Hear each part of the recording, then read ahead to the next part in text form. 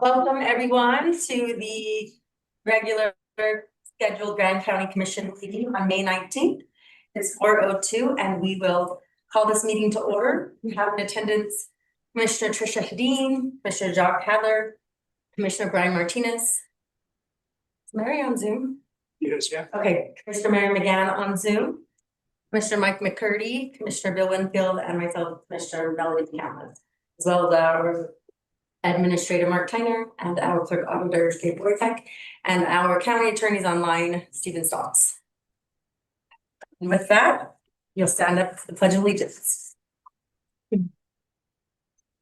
I pledge allegiance to the flag of the United States of America and to the republic for which it stands, one nation under God, indivisible, with liberty and justice for all.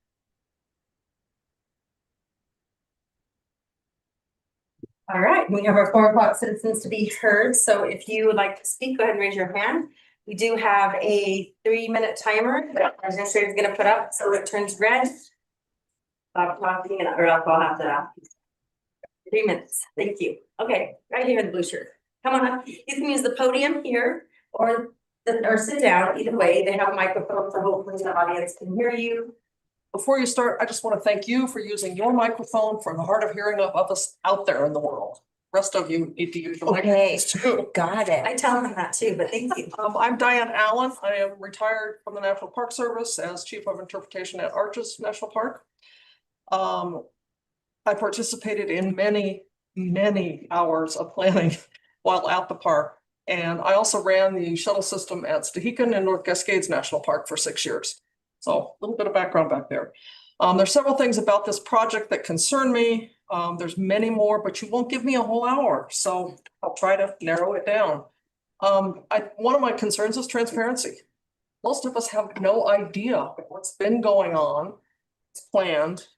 Now things are coming out that it's like time to vote on it. But there's a lot of operational issues that I think many of us have questions about. For instance, VIA or VIA, the company that operates the Moab area transit and local transit or shuttles in other communities, apparently it has already been chosen as the shuttle provider for Arches, or at least they think they have. They issued a feasibility statement. I'm not sure exactly what it was meant to be, saying that they could begin as soon as yesterday. Somehow that just ain't right. Mr. Martinez, you state that the shuttle will, quote, protect the park, strengthen our economy, and improve quality of life for locals. I'd sure like to see some specifics on all of those because it just doesn't make sense to me. I realize that you're primarily focusing on the economy. And my big issue, of course, as most of the people out here are concerned about, is the funding. I am no expert on TRT funding and what it's supposed to be used for and all of the hullabaloo that's been going on about it. But it just seems like there are many other community needs that could be met by that $500,000, which is a lot of money. And I also am unclear if this is meant to be a one-time statement of TRT money or if that's going to continue every year or as long as the shuttle is in operation. I realize it's a pilot program, but what happens in the future? I don't see that this shuttle system will actually enhance the visitor's experience at Arches. I know there are people that will disagree with that, but that's my opinion. I also find it interesting that somehow having a shuttle system will protect park resources. I don't see that happening at all. And it's interesting to me that while this august body is required to know a lot of things about a lot of different subjects, I don't think visitor management in the national park is in your job description. So leave it to the professionals. Yes. Thank you. Thank you. Oregon. Axman, concerned citizen. I'd like to take a lot of what she said, but the transparency hasn't been that great. When you guys decided to get rid of the reservation system, I really liked the idea. The reservation system had some problems, but it would have been really nice if you'd worked through that before you just open it up and then then all of a sudden we have this transportation thing going on that nobody's even put any voice into. For one, I don't know where the money's coming from, because I thought we didn't have the money, and then all of a sudden, here's $500,000. Where did it come from? And here we are raising taxes on all of us locals. I just don't get it. Man, with the reservation system, I mean, there, if you wanted to start by getting some of the businesses here in town to get you guys in there, or to have people park at their businesses so they can put them on coaches and see how that works for a while. I mean, that would be really, let's do some studying and stuff before we just throw this in. I don't know what you guys are thinking, but the transparency, like she said, is just not there. And I'd like to know where the money is, because the stuff that I read, it doesn't look good. And if we have another COVID, or if we have something else, where's the TRT money gonna come from? I just don't think you guys have thought of this very through. So please just take a step back. Let's figure out what we need to do, and then we'll go from there. Thank you for all your hard work, by the way, because I know it's not easy. All right, come on up, Pete.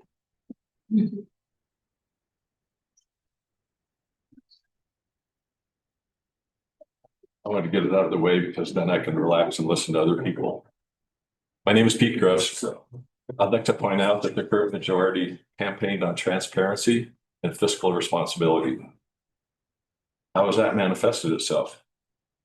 $1,000 on a 4-2 vote for the deceptively named Utah Public Lands Council, which advocates for public lands grazing.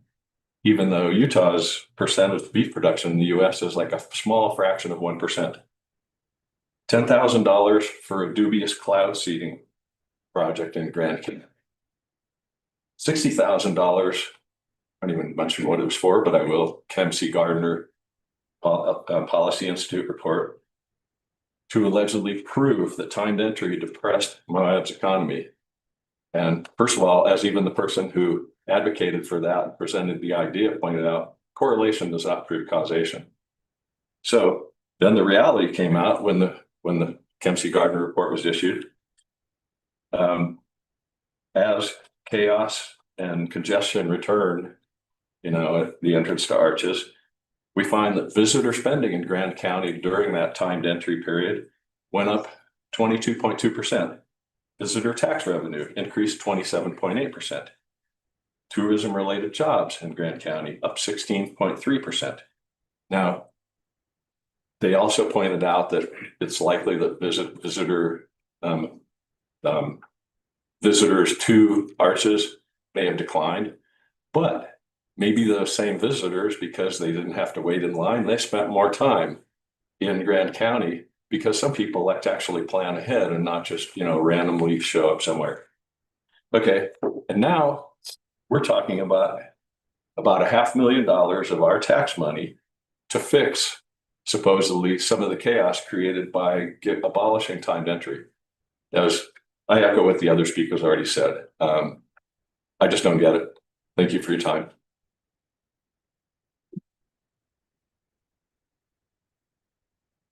Come on up.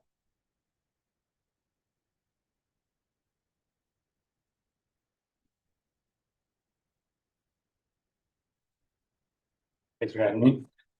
Commissioners, I know some of us have found our, State your name. oh, sorry, Luke Wojciechowski, Grand County resident. Commissioners, I know some of us have found ourselves on opposite sides of public debates before. But I hope we can recognize that I've tried to be consistent about one thing. Process matters. How something is done is not separate from whether the public can trust it. It is how public trust is built. I'm not here tonight to argue that an Arches shuttle is a bad idea. The question is whether this specific proposal, this timeline, with this level of public information is ready for a $500,000 public funding commitment. When I was on the city council, I learned that controversial projects do not get better by keeping them away from public scrutiny. They get better when they are brought into the open. Public engagement can be repetitive and uncomfortable, but it also made the final proposal stronger every single time. That is what good public process is supposed to do. I understand that a lot has to happen before a vote. I genuinely appreciate the interagency coordination that has taken place. But coordination among agencies is not the same as public process. There's a difference between preparing an agenda item and moving a major project this far ahead before the public has had a meaningful chance to understand it, question it, or provide input. The working group was formally created about 6 weeks ago. At that point, the public was told that this was exploring the shuttle. Now, the commission is being asked to approve the county's share of a $3 million pilot. After state and federal funding commitments, public announcements, and a September launch target have already created significant momentum. That is the concern. Not that partners have been doing work, but that public messaging about this project is much farther ahead than the documentation in the agenda packet. Messaging makes this sound like a project moving from concept to reality, but the agenda materials leave major pieces for later. That gap matters because it asks the public to trust a process it has not really been able to see. When significant decisions move forward with limited public visibility, people fill the gaps, sometimes fairly, sometimes not. But if the commission is frustrated by speculation, it should recognize the conditions that allow it to thrive. Transparency is not simply taking the final vote in an open meeting. Transparency means giving the public enough information early enough to participate meaningfully. If residents, businesses, and affected stakeholders only see the details after the direction has already been set, then public comment becomes more performative than substantive. Asking for due diligence is not the same as trying to kill the project. Similarly, prior general support for shuttles is not the same as public input on this specific pilot.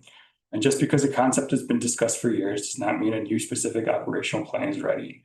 If there's a hard deadline or a real risk of losing NPS or UDOT funding, put that clearly on the record. But if the urgency is mainly a September launch, then the commission should slow down long enough for the public to understand what is being approved. This project may be worthwhile, but worthwhile projects still need public trust. And public trust is built before the vote, not at the time of the vote. So I'm not asking you to say no to a shuttle. I'm asking you to say not yet. Pause, put the details in front of the public, allow input, then decide whether this pilot is ready for a $500,000 commitment. A stronger public process will not weaken a good project. It will make it more likely to succeed.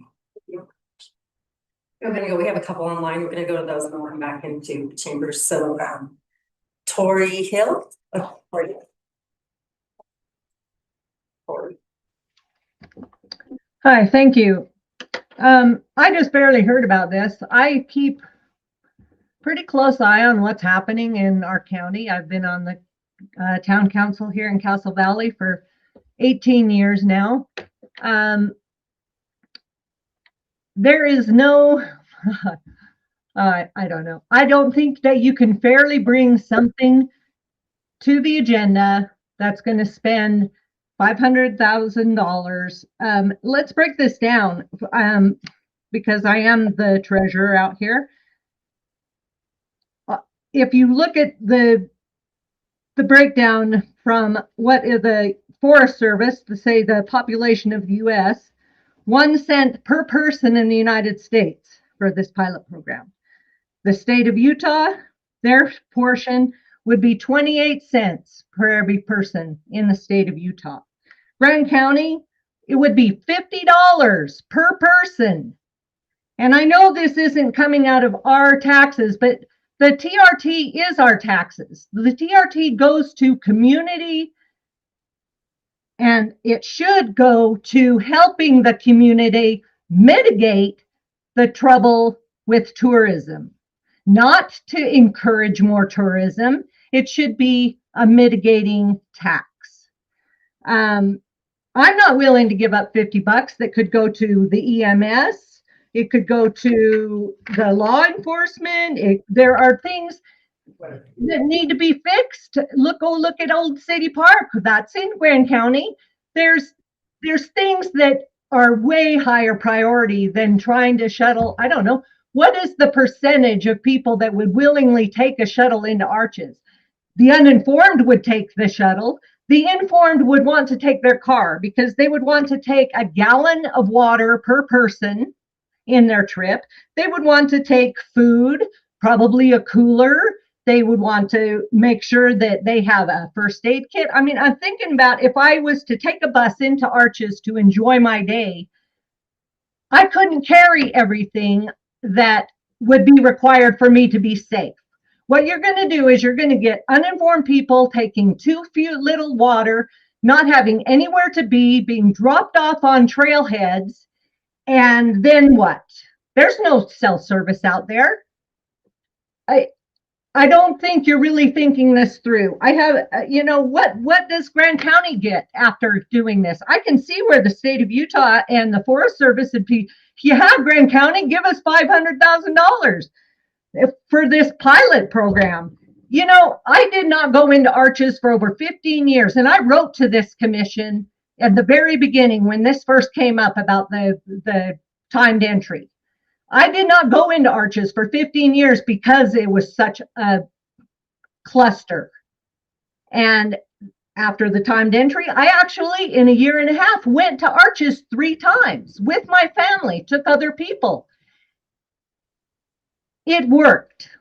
The timed entry system worked. It might not have worked completely, but it did work. And it cost pennies compared to what you're proposing now.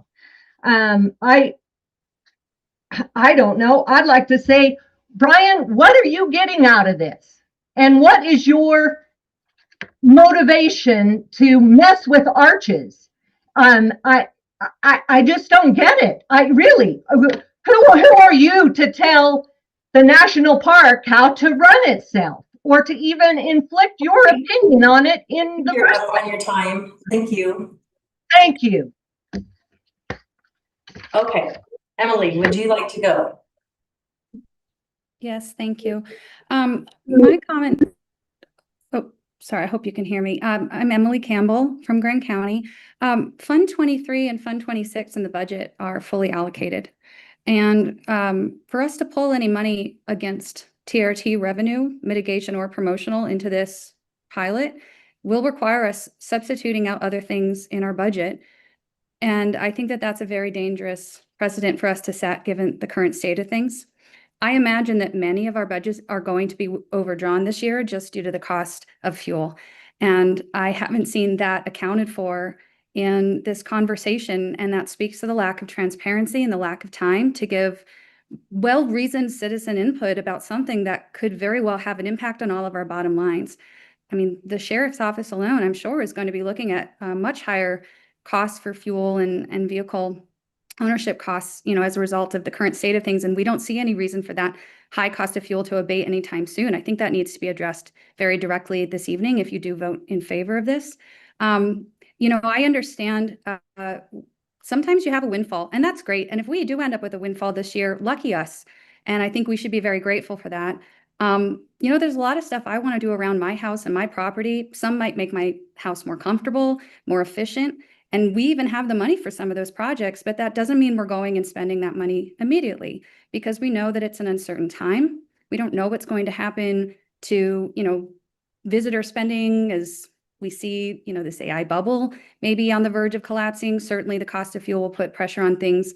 It's wise to save when we can and to make well-reasoned decisions. And I think the lack of transparency and time here really does suggest that this is not well-reasoned or I think it potentially creates quite a bit of risk for us as taxpayers. And I'm really disappointed that there wasn't more opportunity given for us to be informed about this decision that ultimately will come down to our tax dollars if it doesn't pan out. So please be reasonable this evening and taking a little extra time and doing this right. Doesn't mean a shuttle is a good or a bad idea. It may very well be a very good idea, but we should be smart about how we approach it. Thank you all. Thank you. Okay, back into the commission chambers. Who would like to speak? Come on up, Allison.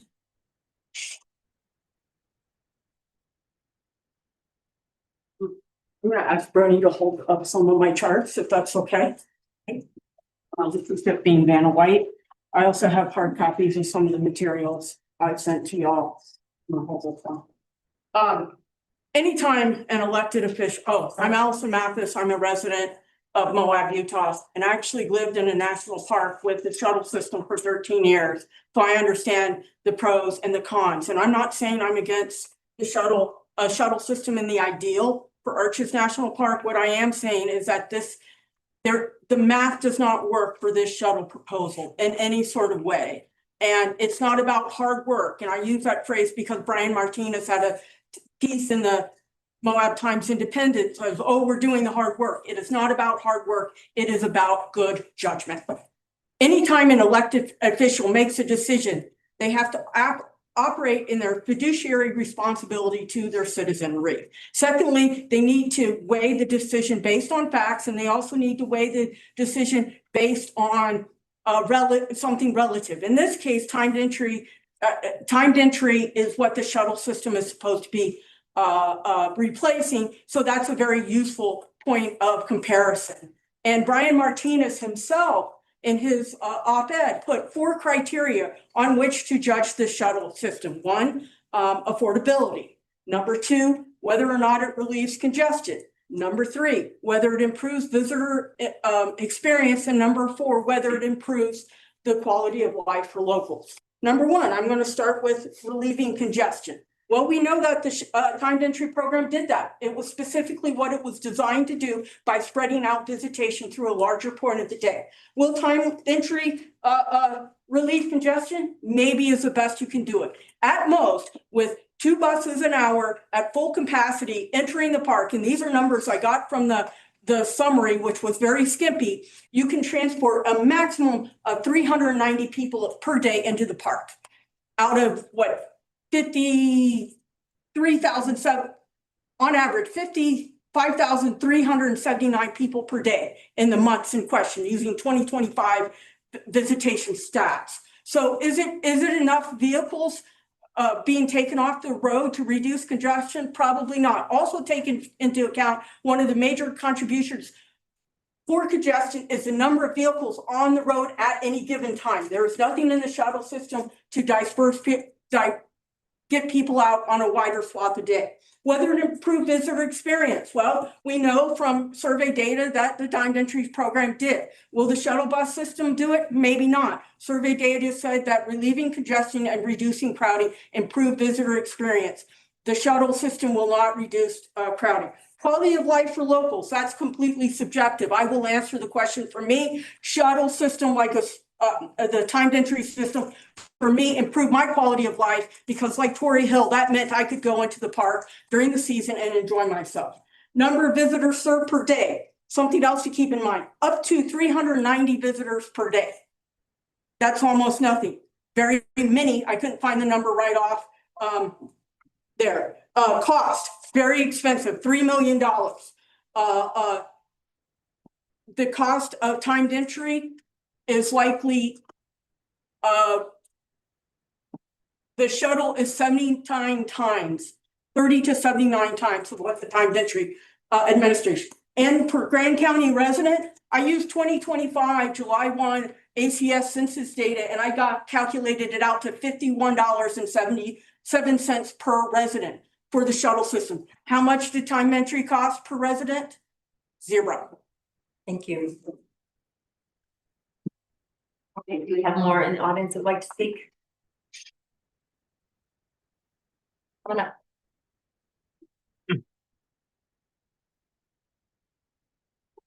Hi, I'm Emily Niehaus. I'm a Grand County resident. And the former mayor of Moab. And I want to thank you for your service. I'm going to look at my notes. I'm not asking you to vote no. I'm asking you to table this item tonight because there's a lot of discussion to still be had about this spending of $500,000. I have always been a fan of the timed entry system. And when I was looking at the items for this agenda topic, that 2012 study reminded me why. So if you look in the actual 2012, agenda item, it lists, consideration for shuttle and then consideration for a timed entry system. Shuttle's expensive. Timed entry was like in 2015 gonna cost $4,000. And so I think the reason I've always been in favor of timed entry, as all of you know, because I've called you about it, is that it's the less expensive solution for congestion mitigation. It feels like there's been this false narrative that if you couldn't get a timed entry, you couldn't enter the park. And I think that was not fair to visitors for us to be saying that, because you just, with the timed entry system that we had, you didn't have your preferred time entry. You could go before 7 a.m. You could go before, or you could go after 4 p.m. And the Park Service really did do a good job in listening to our concerns and scaling back that timed entry system, so it wasn't all the time, as we know.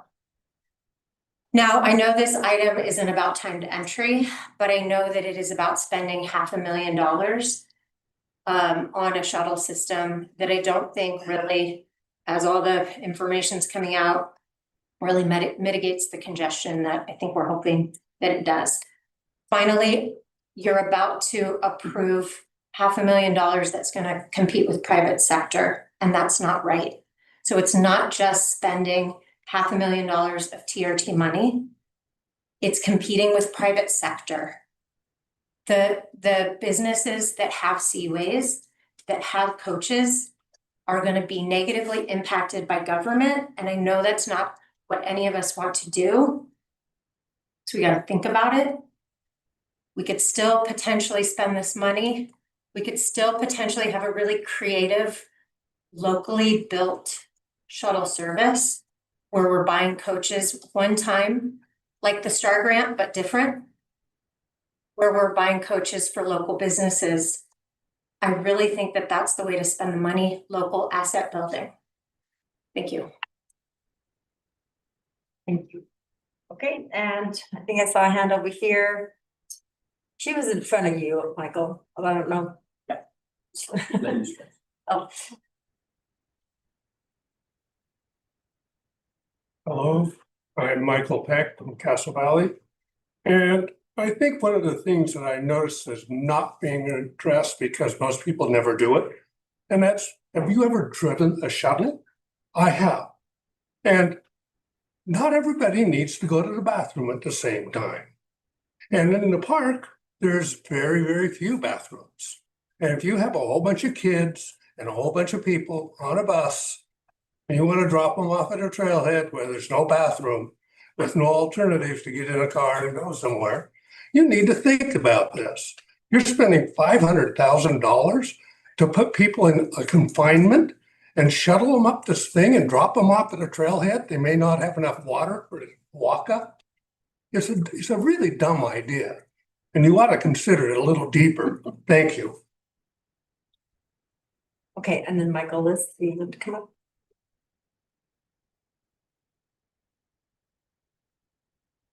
Hi, my name is Michael Liss. I'm a local citizen, and I've actually been involved coming up with advocating for solutions to arches for like 11 years.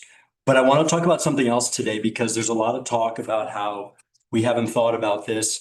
I was the chair of the Moab Transit Authority Ad Hoc Study Committee formed by this council, and we studied all of these things. We did extensive studies on the Arches shuttle. We did extensive studies on the shuttle in town. We did studies on bike usage in town and how to make it more effective in town and to Arches.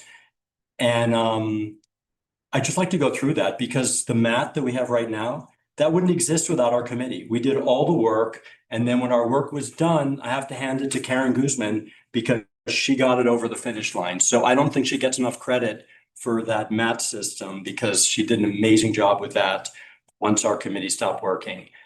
And then we had bike paths, and we wanted to get the bikes into Arches. And the safest way is to go to Willow Springs and go in because it's not safe to go up that main road. And after the committee finished, I personally went to Salt Lake, to the legislature, and I campaigned on it, I guess lobbied, and I got us the money for that. So that was amazing. So then with this shuttle, first, the Park Service in 2012 did an extensive study all the way down to the street furniture and how it would work. Our committee did an extensive study which we gave you and you have, and Mary McGann, thank you, because she was our council liaison. So I think it's important for the audience to understand that even though it didn't happen yesterday or a week ago, this has been on the table for years, decade, and it's been studied extensively. And I actually have to hand it to you because action never happens in government. It's very rare. I mean, we know that timed entry was just a way to stop tourism and it was very effective. Well, now you're trying to take action to try and come up with a real solution. And I just want to thank you guys and thank the Park Service for putting money in and UDOT. And it's important to remind everyone that this council, in the form of the Moab Transit Authority Study Committee, actually in the past has researched this extensively. So thanks for your work. Ciao. Thank you. Donna.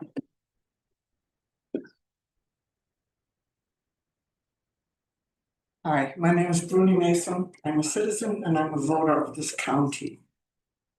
And my quality of life is being diminished by the minute here. I've been coming to these meetings now for a few weeks, and the circus that's happening here is outraging me. I'm not a numbers person, but I don't want to listen to people say timed entry diminished tourism. That is just a bullshit sentence. It's not true. If you've used it, you know it's not true. I'm getting angrier and angrier about this whole process. And then I feel grubby little hands in my pockets looking for $500,000. Here's my wallet. I don't have $5 in there. I don't want you guys to take more of my money. And I don't want you guys to run the Park Service. It's being run already with my tax money. It's none of your business. I didn't vote you in to run the park. I voted you in to take care of me and other citizens in this city and county. Leave the Park Service to the park people. If you need a job, go apply for them. But they're not hiring right now. Then go get another job. But this is not working. This is really not working. Do I have any seconds left? I don't care. So, I mean, I'm just a general person. There are people out there like me, and most of them will not come here because they think you are some important people. You are our people. We voted you in here to do what we want, not what you want. When our biggest hotel in town is at capacity, 95% almost every night, what problems do we have with our tourists? They're not being diminished. They're not being sent away. They're here and they're spending a lot of money already. We don't need to throw another $3 million at them to bring more people here and more money. We have enough tourists. We need to also take care. You guys have to take care of our citizens here and leave the tourists to themselves. They're coming. And we don't know how much longer with the other government that's going on, but they're here now. And they were happy, and now they're a little less happy, just like the citizens that live in this town. Thank you. Thank you. Come on up.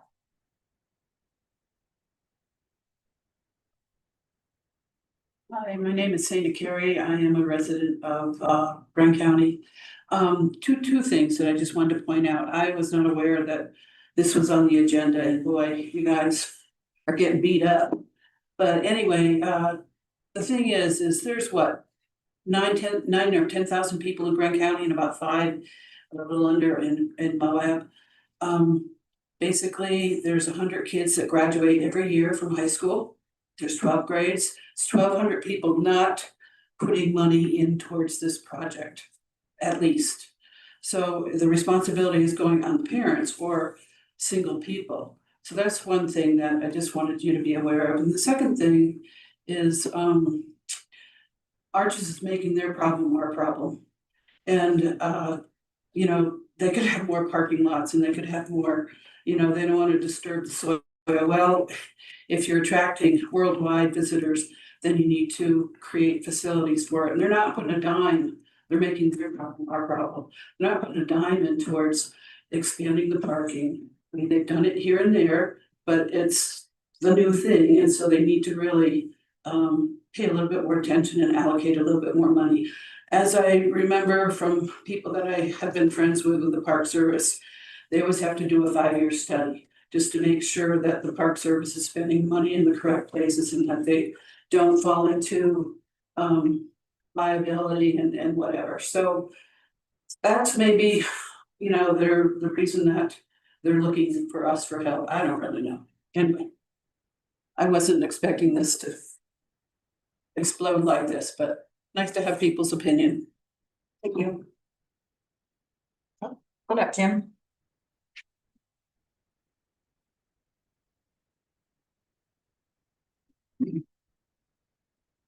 Well, my name is Jim Webster, and like Diane, I spent half of my career and many years living in Arches National Park in the 90s, all the way through the 90s and the first half of the 2000s. And since I retired quite a few years ago, I have just been watching as an observer, a bystander, what's going on at Arches. Very much a supporter of the timed entry. I saw it work well. I don't think it had anything to do with, hurting the community or hurting the visitor. I think it was really a plus. But I didn't come here tonight to speak at all. But I think my advice to the commission is to slow down. People are scrambling to understand what this project is all about because there has been some of you have been involved in it, some for quite a while, but the community hasn't been following this at all. I just spent part of the day today looking at the 2014 feasibility study that seems to have a lot of, and that was a thoughtful process that involved a lot of people and professional transportation people and Park Service people. So they seems like some of the ideas that have come for the thing you've put together, Brian, came from that study. Is that correct? Yeah. Okay. That was well done. But what I am seeing here is a considerable lack of transparency in terms of moving this forward with the community particularly. I am baffled by the procurement process that the Park Service has all of a sudden come up with $1.5 million for this project. I am baffled about how the county can proceed with this unplanned budget item. And so the procurement process seems like it's broken in this case. The last thing that I have really noted is that I have not heard or seen the National Park Service representation here in any of these commission meetings, but I haven't been to a lot of them. And I haven't heard or seen public or press releases from the superintendent, for example, or the regional director, any support from that. I read that we're working with the Park Service, and I see the superintendent's name dropped frequently, but I haven't seen that. And I haven't talked to her about this at all, so I have no idea. So I think my advice again is to slow this thing down, engage the community more, and be more transparent. Thank you. Thank you. Okay, anybody else?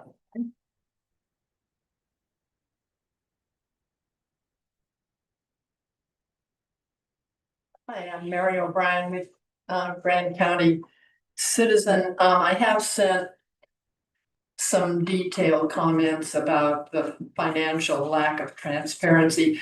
And I did mention that, for instance, the 1.5 million coming from a Centennial Challenge.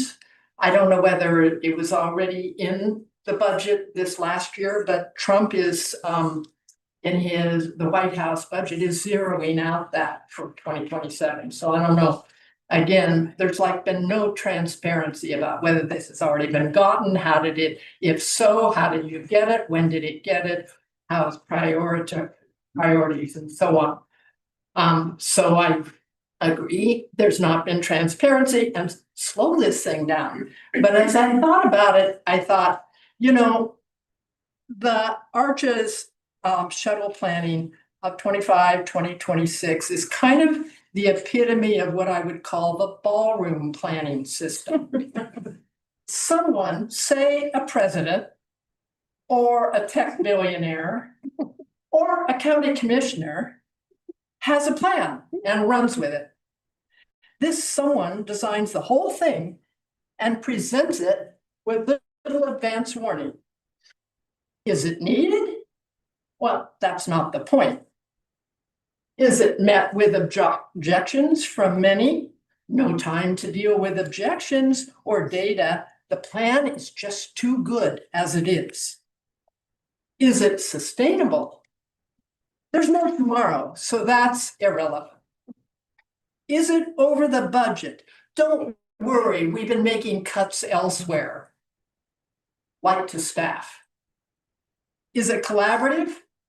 Not with the public. Yeah, let's put this down for a while and start being responsible financially and start being transparent and start being collaborative with the Park Service. Right now, it's a non-consensual collaboration. Okay, anyone else? Okay, come on up.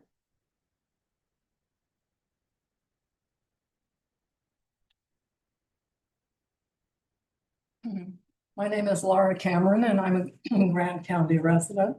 I've been here for a very long time, lived here full time, and I do try to keep track of what's going on with our county and with our political situations.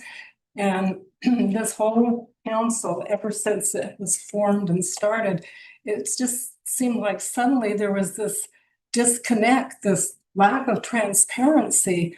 And I never felt that way, probably for the past 20 years. But, and there are so many people here that have so much more good professional information about the situation. And I appreciate them standing up here and talking to you about it. And first time I ever went to Zion Park, I was about 6 years old. And that was a long time ago. And I've seen the national parks change a lot. And I remember when they started implementing the shuttle system for Zion, and I was trying to, there was no comparison about how that works and Brian Martinez's proposal about the shuttle system for Arches. It just seemed so unworkable, so unrealistic, so many problems. So it was my understanding there's only one shuttle in Zion, and it goes from Springdale up into the canyon, into Zion Canyon. That's the only place it goes. My understanding is in the rest of the park, people go separately. So I was really curious. So I called today Washington County Treasurer, and the person I spoke to, I asked them if Washington County TRT tax money, if any of that money went to supporting the shuttle in the park. And she said, no, absolutely no. So why should we have this kind of a tax burden on our citizens? I just don't think it's appropriate at all. I really don't. So please reconsider. Okay, thank you. All right, do we have anyone else in the audience that'd like to speak? No, okay. Oh, come on up.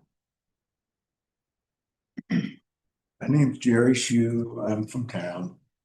And I realize sitting here, maybe on the day here, that I just have one simple hope coming into this. That in the face of all this concern, ill conception of the whole thing, in the face of all that, that we don't find another 4-person block vote for something that is so ill-considered. It's becoming so predictable, and I would think with 4 individuals, they could sort this out separately and not vote as a block, which is starting to look suspicious. It's uncomfortable. Okay, anybody else? I have one more on. One more online. Do you have someone online that would like to speak? If you are, then take your mute off and go ahead and start speaking. Don't see him in there though yet. Okay, Everett, come on up.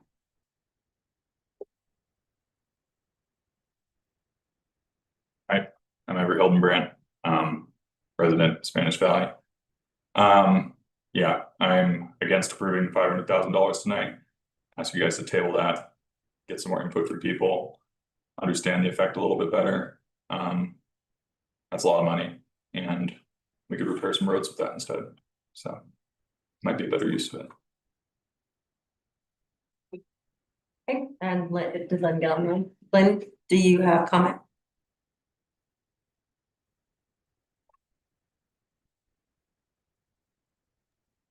Lynn, He's coming. anybody else in the audience while we're waiting on our last online speaker? You guys all good? Okay. See if he shows up.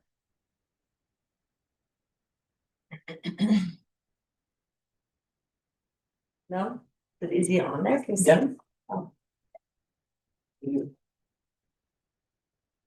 Glenn, can you hear us? Are you here for public comment? Lynn, can you hear us? We're at the end of citizens to be heard, so we're just trying to wrap up. Okay, well, then we're gonna have another one at 6 o'clock, so we're gonna just go to 6 o'clock.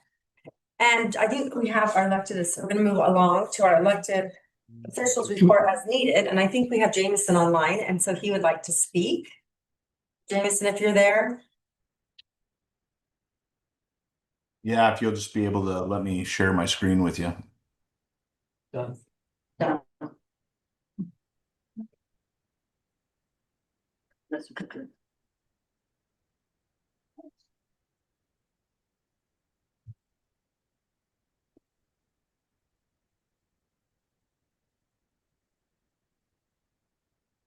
You guys see that? Yeah. Yes, sir. Yes. So I'll be real quick. This is first donation that we had. This was from Intrepid Potash. They donated $6,000 to our search and rescue team. And then this photo is from over the weekend. This is from the C10 car show. Just real quick, in April of 2005, Chase was rescued by our search and rescue team. He was camping where he fell 60 feet down a cliff. SAR performed a rescue to get to him and provided medical attention. Fast forward to today, Chase is giving back in an incredible way through the C10 Red Rock Retreat Car Show. Chase, the event vendors, another generous donor who was rescued about 2 years ago, raised an amazing total of $71,000, 564 to our search and rescue team. Last year's donation, they donated $15,002. And so we can't thank Chase enough. Donations like this help offset our general budget. We send staff to specialized training. We make purchases for specialized equipment with this kind of money. And so we are really grateful that they continue to keep coming and supporting our economy. They stay in our hotels. They buy food in our community. And so I just wanted to do a quick report on that. He's an amazing person, and it's his way of giving back. That's all I've got.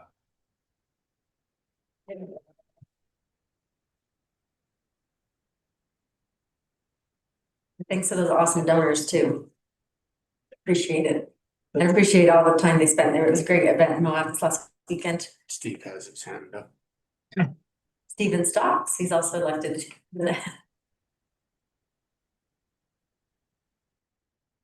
Hear me okay? Yes. Just want to give a brief update. I'm at the Convention for Crimes Against Women. This is the ICCR convention that I've been speaking about a few different times in the past. This is brought to us by Detective Robert Sterry with the Moab Police Department. They flew 4 of us out here to be able to get training. It's an awesome convention. We talk a lot about some of the different types of abuse that's happening throughout the U.S. and domestic violence especially. Just going to give some information because we've got a larger audience. I'd like to give information out that can impact and help others. Today is the first day that Take It Down legislation that was passed, a unanimous bipartisan effort. A lot of people refer to it as revenge porn. But it's images that are shared and distributed without the consent of the individual that's being recorded. And that legislation went into effect. It was signed last year and went into effect today. Utah also signed a measure as well that requires individuals and third-party websites to be required to remove down that content. Additionally, there's some emerging trends with AI and use of AI and creation of those images as well, which is terrifying.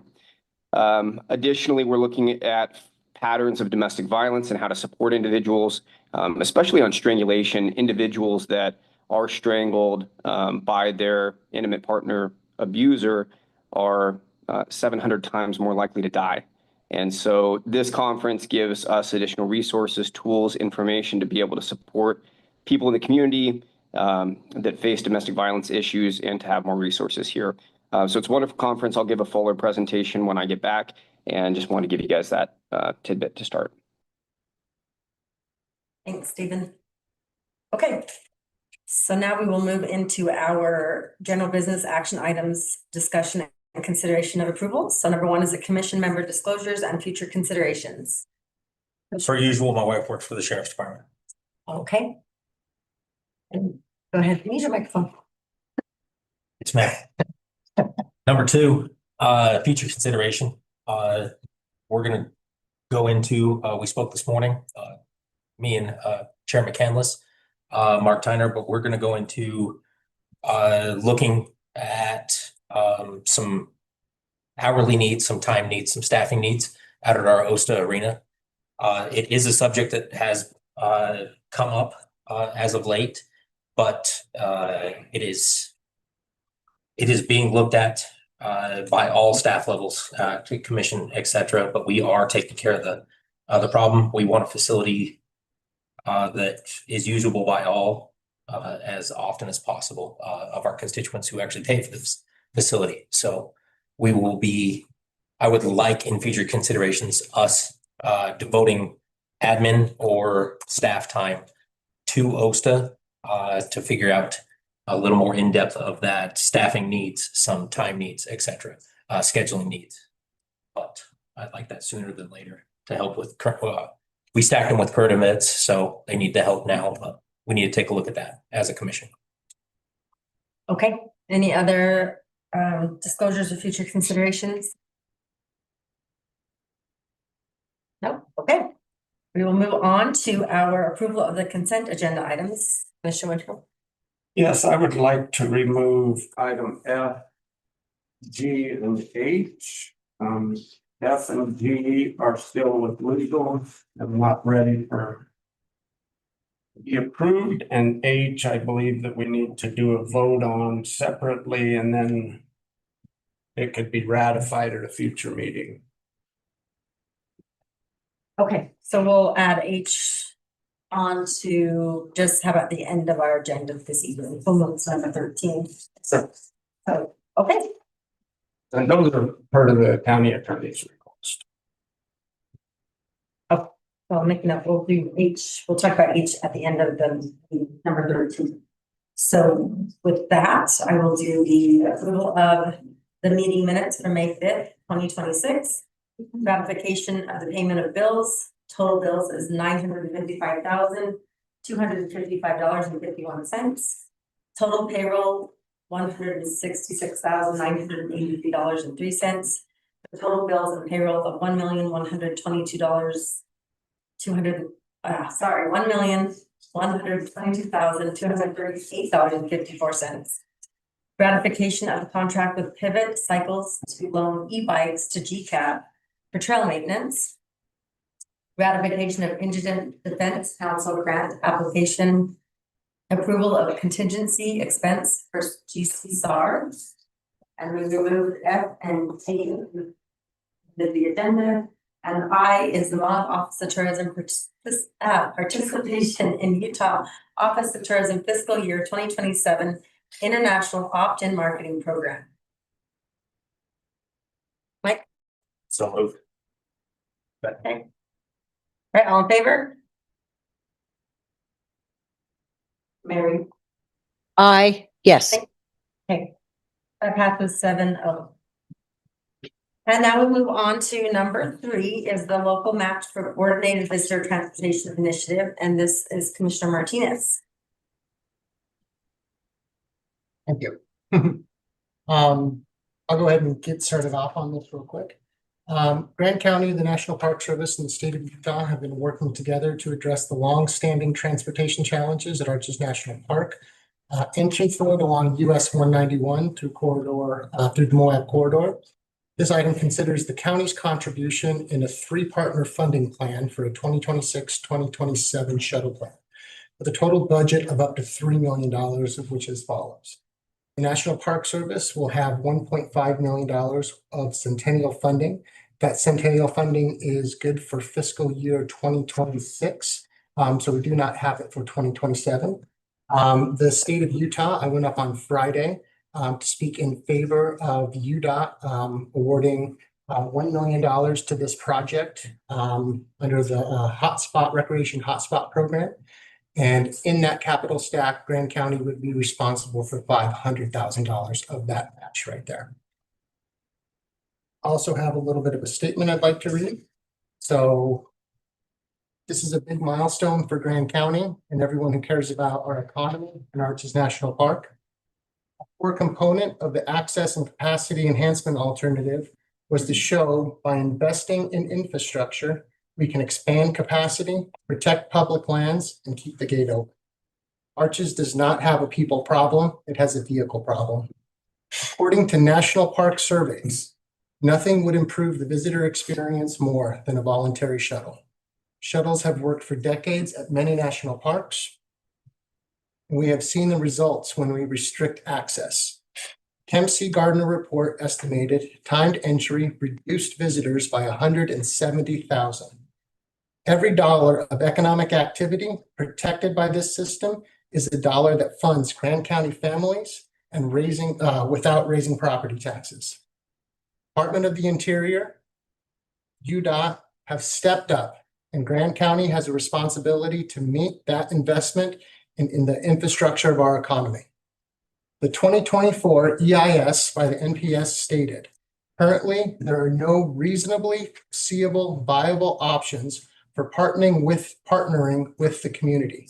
However, the NPS remains open to proposals to operate a shuttle system in the park.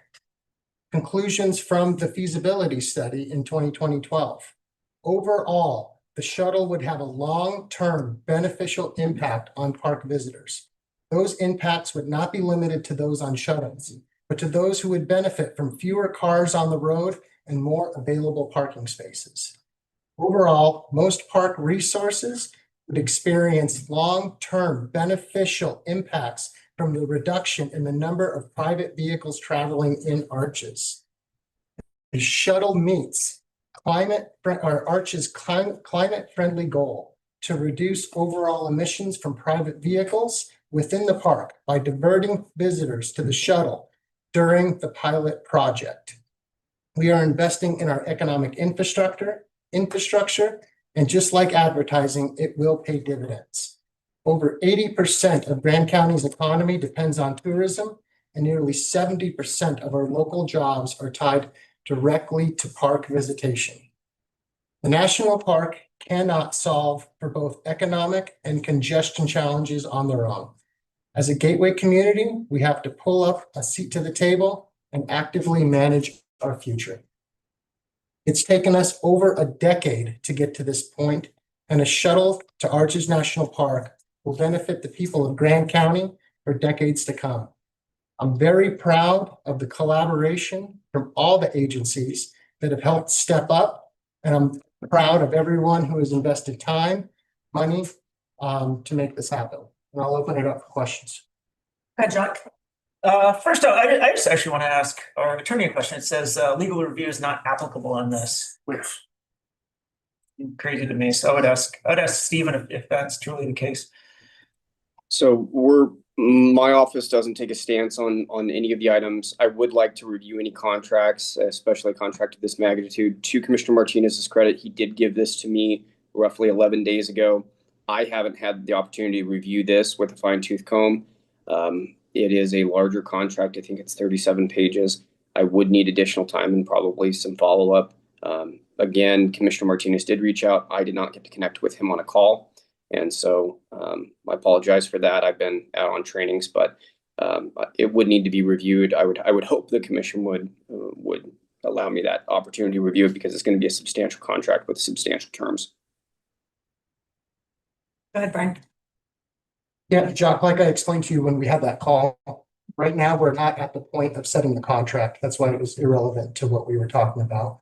What we're looking for right now is the ability to go into a contract. We were trying to figure out two things at the beginning of our working. First is how we would have an arrangement with the national park to provide a service. That arrangement will be the cooperative management. Funding source, the Centennial funding source, is also going to serve as that vehicle. So the only way that we can go ahead and get the scope of work set up is if we actually have the matching funds to go up to the table. That's where UDOT has stepped up and Grand County will step up. Once we have a cooperative management agreement in place, we'll of course bring that back to the commission. We'll have time for council to review that, and we'll take comment on that the specifics of the agreement at that point. And that'll come back to the commission then. Correct, yeah. I'll speak to this because I've been on that committee. Not only have I been on the subcommittee, but I was the one that Superintendent Pace, and she's online, I believe. So if we have any questions for her, is she online? She's going to be. Okay, I can't see the little tiles. I am online. Okay, thank you. So she was she reached out to us the day after the reservation system was taken away by the federal government, and asked, if we had ideas for this shuttle system and how that would work. And she was quick to be able to go back and get a $1.5 million to help with this. And so from there, that was half the money. Working with VIA. VIA is not the selected person. They just were very helpful in giving numbers and information to get to that approximately $3 million mark. And then when the UDOT was able to put in that hotspot funding, that left a shortfall of $500,000. And that's where the commission comes into play. And I think when we look at the Kempsey Gardner report, the purpose of that report was to look at, we can't have the actual facts. The reservation system existed between 2021 and 2024, and there's no actual facts of money being brought in. There is the facts that they showed that our economy was able to withstand the drop of that $41 to $55 million worth of visitor spending that comes in every year, of that 170,000 people that they determined was lacking from Arches visitation in those years based upon the reservation system. So when people say that the time to entry was inexpensive, it really questions, when we lose $2 to $3 million in local tax revenue, seemed really expensive to me. And $500,000 doesn't seem like much in comparison for a $2 to $3 million return. That's just where I'm at with it. So, I have been an open process. We've had all of the national park, I think, in the press release that Grand County put out, talks about all the people that have been involved in this conversation at the federal level as well. ahead, Trish. I have a lot to say, and I guess I'll just start with a couple things. You know, one of the things that we've heard again and again tonight is, you know, this concern by the general public that they feel that it came out of nowhere. And I feel the same way. And that's a concern. And I'll tell you when this is a huge generalization of one things that I've noticed in the last year and a half. We don't have workshops anymore. They've stopped, they've ceased. And it's not great. It's not good. And the other thing that's happening is we used to have meetings that were 6 hours long or 8 hours long, and now we get done an hour and a half. And that might be great for us, but what it also means is we're not deliberating. We're not taking the time to be very careful. We don't have experts up speaking and we're questioning them. It's just like we're on this just track of like, speedy, it's getting done. Things are getting done. It's like, it's getting done. But is it done in a manner that people feel represented? Is it done in a manner that we have taken into account all of, you know, all the information that's out there? We've carefully dissected it. I don't think so. I do want to return to this concept of workshops, and here's why. So what we've done is supplanted them with subcommittees. Subcommittees don't have 4 commissioners. That being said, they are not open in public meetings. You probably are getting that, these subcommittees that are occurring. And I'm not saying that there's not some good stuff that's coming out of them. There are, but it's also people are not apprised. They can't go back and watch meetings. They can't go back and listen to audio of these meetings. So things are being done in the veil of darkness. And that's why you feel that you don't know what's going on, because you don't. And then, and a lot of work has been done in a subcommittee, and then it comes here tonight. And I want to tell you, and I'm saying this, you guys have done a lot of work. And I won't say I appreciate it, but you clearly have done a lot of work. You went out and got a lot of money, and that's, you know, I commend that. But people are feeling uncomfortable because we're not doing it in open. And I think we do need to return to workshops. There's a lot of value in those. And in those workshops, we're all here. It's open and public, and people can hear what's going on. And so I'm just going to make that recommendation. I think I'm going to start there, and then maybe I'll ask Brian a question, and I'll come back later when you guys. Can you give me kind of because this has obviously been in the works for a very long. I think would be my guess, even maybe, you know, prior to you. But what I would like you to do is kind of give the general public just a narrative of like where this was hatched, who you've been working with, because it's not something that came about a few months ago. This has been a long time process, I believe. And so if you can kind of just give me where you stepped in, who you've been working with, whether it's at the state level, the federal level, just give people kind of paint a picture so that maybe we do have a better feel for where this came from, you know, and why. It just a narrative. All right, we're gonna skip over that question for Brian. We're gonna go to the other commissioners that have their hands up, and then I'll go back to Brian. Okay, great. If you're done with your comments, do you have any? For now, yeah, I'll come back. All right, Commissioner McCurdy. Mine's a 2-part. Lena, you still there? I am.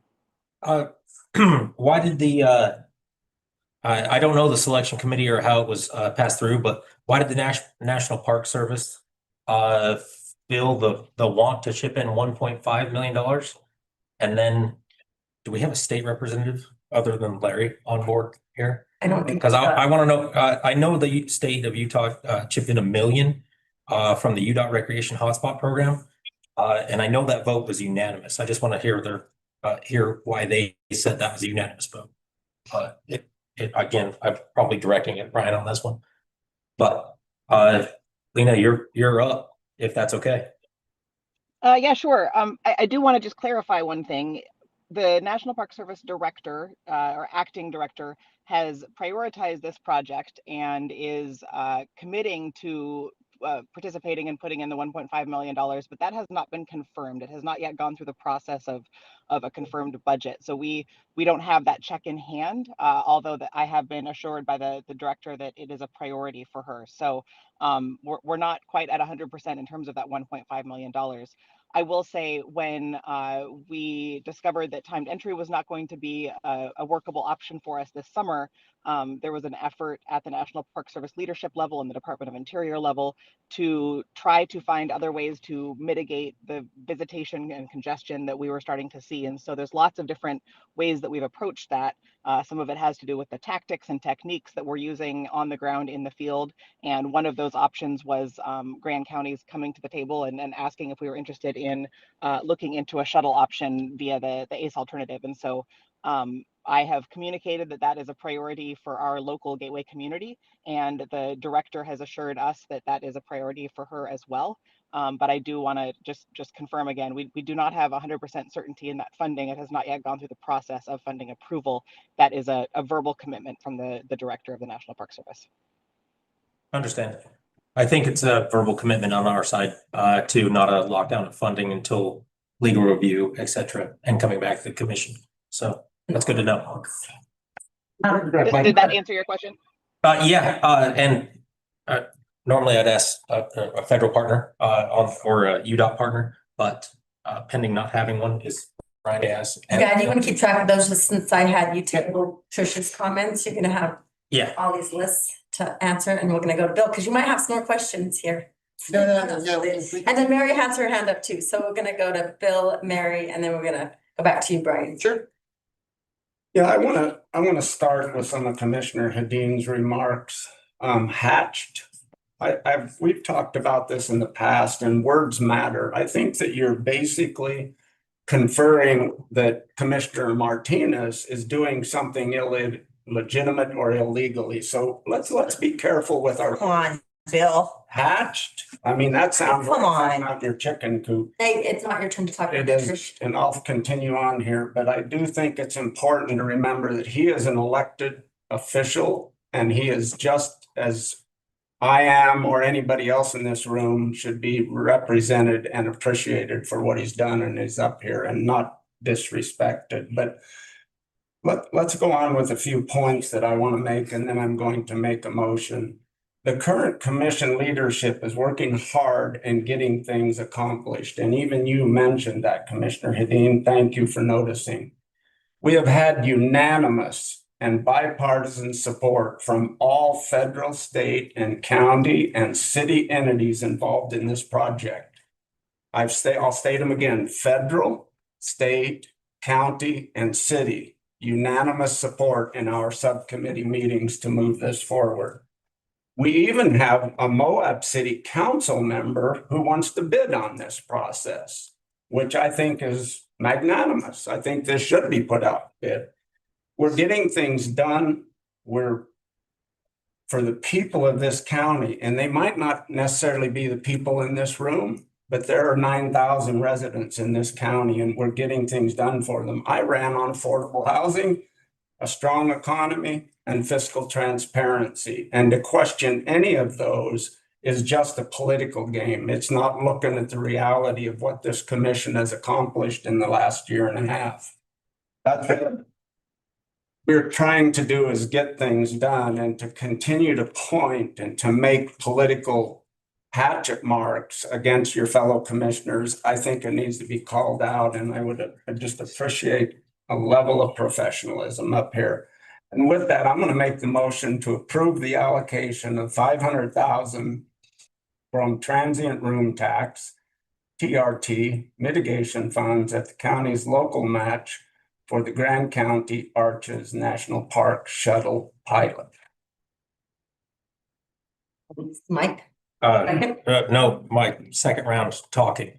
Not a second. We have to have a second for the, Brian? I'll second, yeah. Brian, second, okay. And it's Mary's turn to talk, and then Brian, and then we'll go to you, Mike. Okay. So Mary.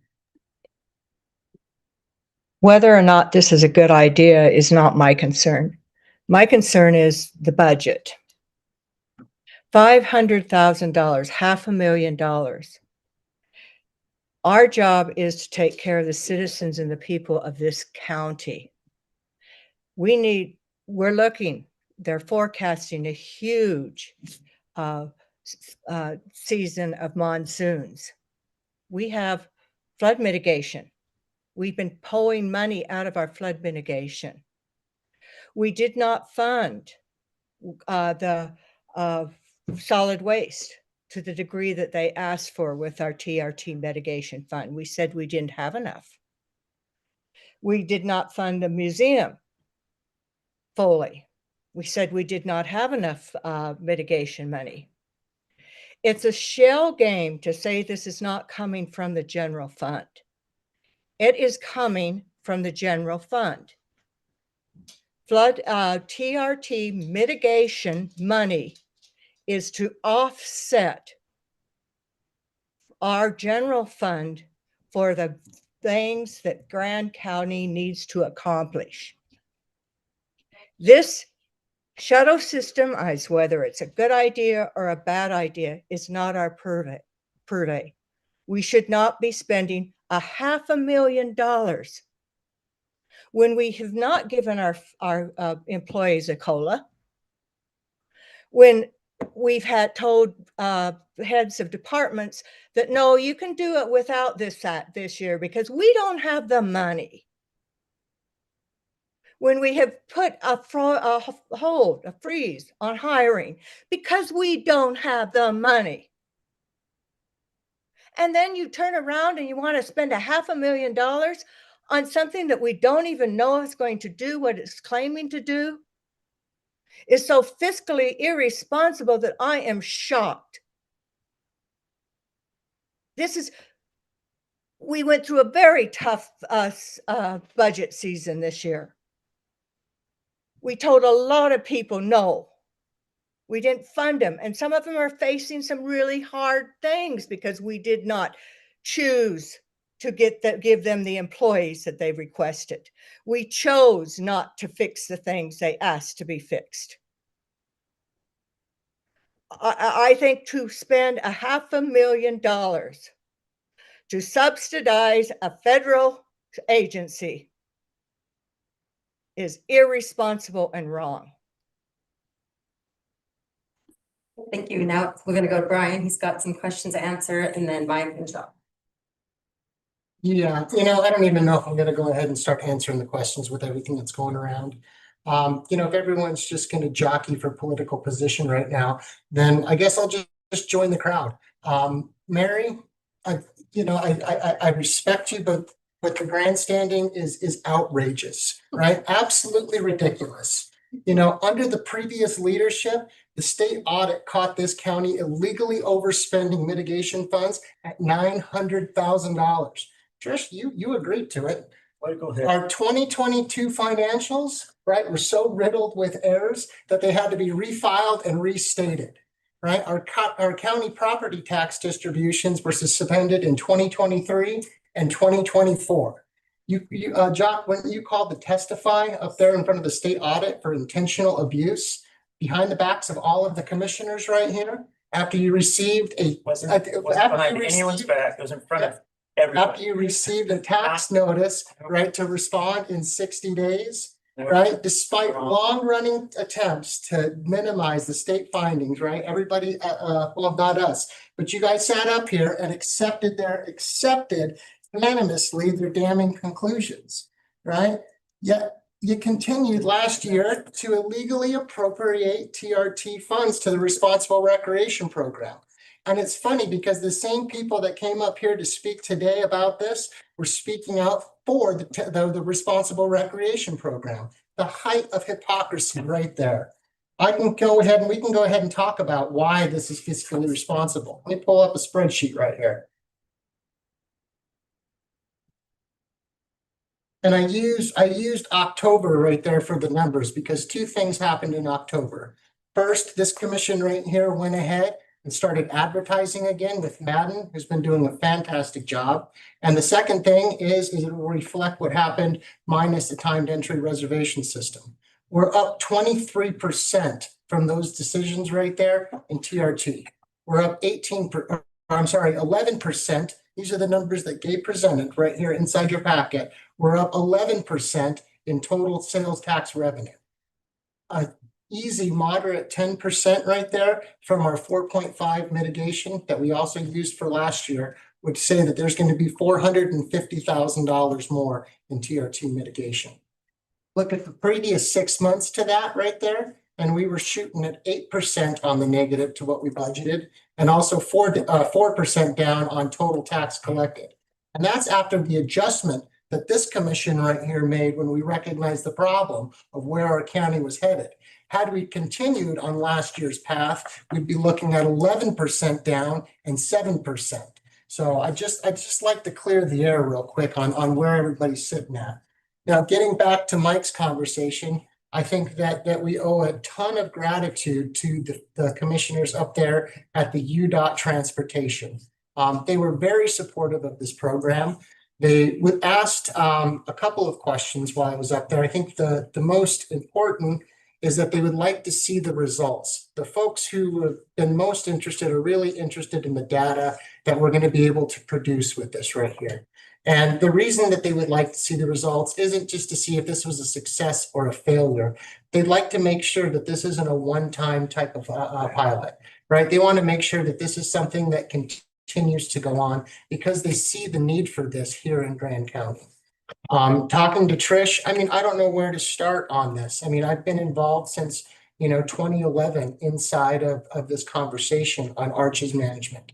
I mean, it really has been a long time standing that I've studied these documents. I've read every report. I've made comments publicly prior to becoming a commissioner. I've made, I've done a lot of work here to try to help with the visitor management plan inside of Arches. I've guided in Arches, I mean, probably as many times as most folks. I mean, it is near and dear to my heart inside that park. And I do want to see that place run as efficiently, and I want everybody to understand this. I just want to tell a quick story about why I guide. So when I'm out on a trip and I'm out there, I get asked the question, do these red rocks ever get old?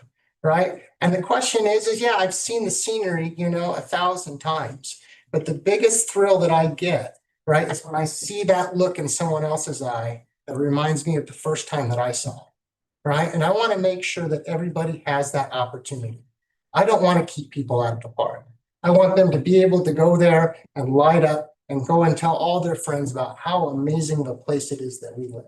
And that's my inspiration, right? When we started our conversation with Superintendent Pace, Commissioner McCandless, and Commissioner Winfield, we started off on this basic trust right here, right? And that is I have a love for Arches National Park, and the Park Service has a love for Arches National Park. I think from that foundation right there, I think that there was an understanding that we could solve big problems. And that's it. I'd say that's probably the story of how we got to where we are. I think that when we work collaboratively, that we can do big things, and it shows. I mean, we can make things happen in time before things go wrong, and that's what I'd really love to see. I'd love to be able to see a solution come into Arches National Park to where we don't have to see any kind of destruction. That we can have a great visitor experience. You can look back at all of the documents that are in there, whether it's in this commission agenda item or the other 20 that we've loaded up with stuff. There's so much inside there that talks about all of the ways to handle visitor use management inside of the park. And I know that folks really liked timed entry, and some folks did, but it also was keeping a lot of people out of our parks. And no matter how we look at it, if you want to go back to the 2012 study, it said it's going to cost you 190,000 visitors. It said that right there in the cost analysis. So yeah, it says it's only going to cost you $2 a person, but it did say right there, 190,000 visitors. We've known this all along. We've just been blind to it because we were in favor of another solution. And that's really the big difference is right now there's political will to do just like I had said earlier, right? We can have that, expand that access. we can still protect our park. And we can keep those gates open. We're gonna go to Stephen. He has his hand up and then we'll go to you. Sorry. Is Jacques in front of me? No, Oh, you're next, me then next. Jacques. We're gonna, Stephen. Stephen's voting. Well, and my points are just on, it's not necessarily policy, but I did want to, address a couple things. When we're looking to allocate the funds, if we're looking at TRT mitigation funds, are we looking at allocating 2026 mitigation funds, or in the future 2027 mitigation funds? Next, where we're going to budget or how we're going to budget those funds. And then if we're looking at allocating those funds, if there's an extra 500,000. I'm just raising those points when we move forward. I know what's being stated is that we're not making the expenditure yet at this point, but I just wanted to raise those issues to make sure that we're doing this in the cleanest way possible, but just raising those issues. Thank you. Stephen, I'll go ahead and just answer those questions real quick for you. So the idea was out of the 2026 funds, right there for the TRT, that's where this money would be coming from. It was already stated at the end of last year during budget season that we were going to be doing a budget amendment come next month. So I would imagine that this would be part of that budget amendment moving forward. Okay, Commissioner Chair, could I? Never mind. Stocks, go ahead. Just following up on that thought. So that means before we make, so then my question is whether we should be allocating the funds prior to the budgeting process. I think the commission can express a clear intent to do that. I just don't know if we're muddling things, if we're making the allocation prior to doing the budget amendment process. No, I think that at least in the previous commission that we had, that we made allocations and then we handled all of those allocations at the budget amendment process last year. Things might have been different under previous commissions, but last year, that's how we handled our budget amendments.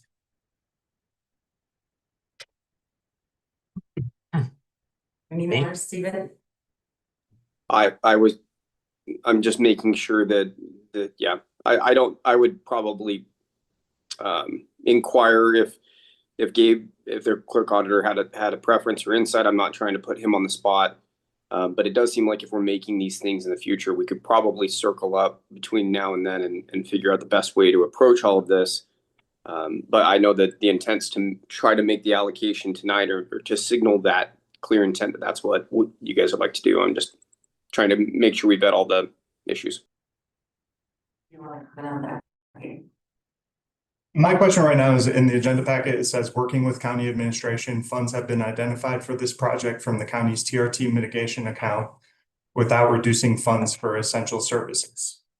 So does that mean that we're anticipating that the next 10 months of revenue will create such a windfall that it will justify this expense? Is that, if that's what we mean, why doesn't it say that in the packet? What does that mean? Oh, want to speak, Mike? Go ahead. We'll see. I'd like to make a secondary motion in that I move to approve the allocation of 500,000 from fund reserves, Fund 47, as the county's local match for the Grand County Arches National Park shuttle pilot pending legal review.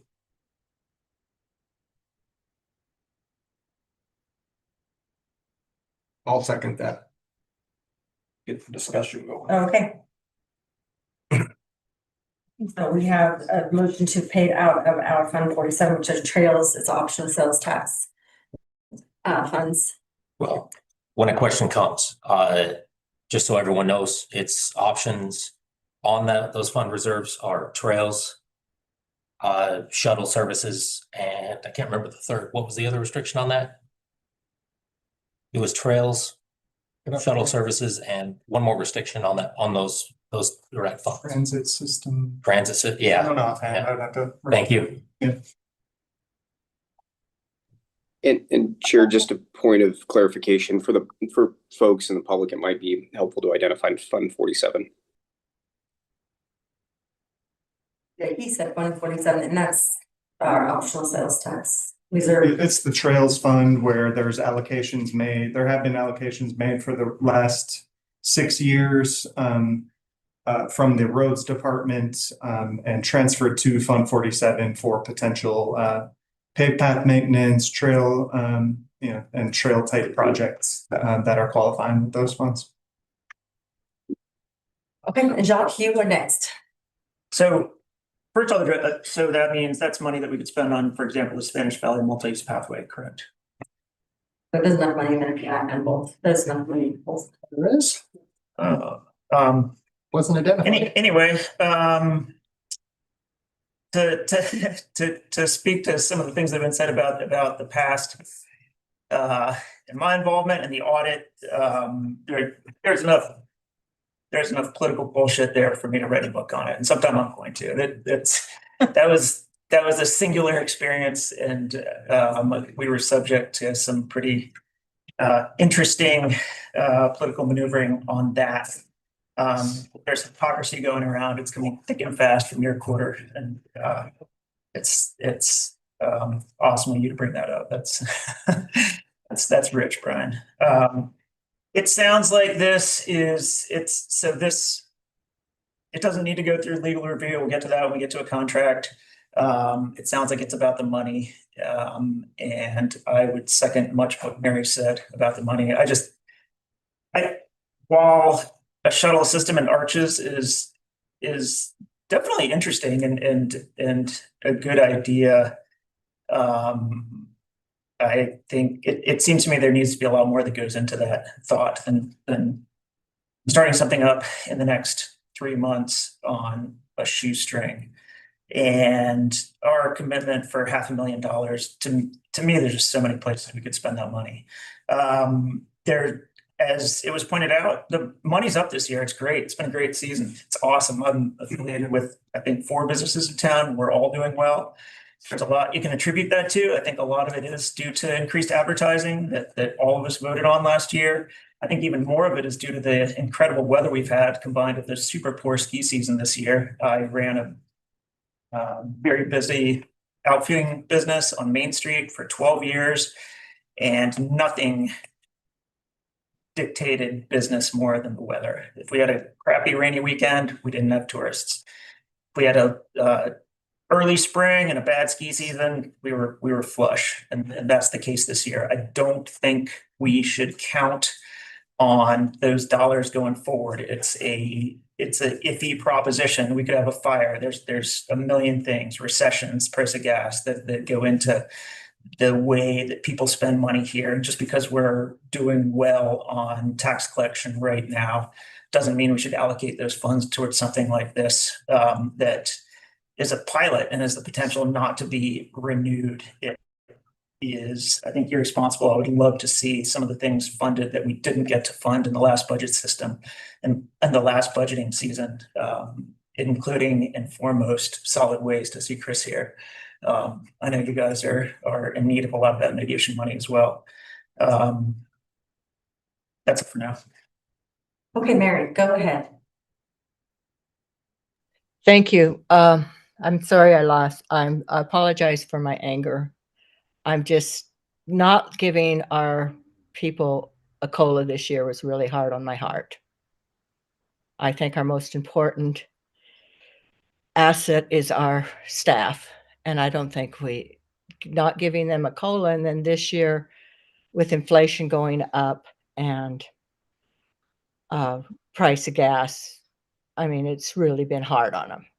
And I'm concerned about many things in the county, from flood mitigation to solid waste to continuing the search and rescue. So I just think there are so many needs that we need to focus on. And I'm also concerned that this windfall may not continue. We have always relied a great deal on our international travel in the summer. And I've spoken to innkeepers and such, and the international people are not booking. It was bad last year, but it's gotten a lot worse. So I'm really concerned that this summer we're going to see a dip.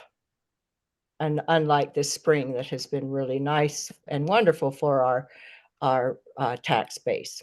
But I'm concerned with what's happening on the national stage, and we're not going to see the tourists continue moving forward. And I just think that this is not in our lane.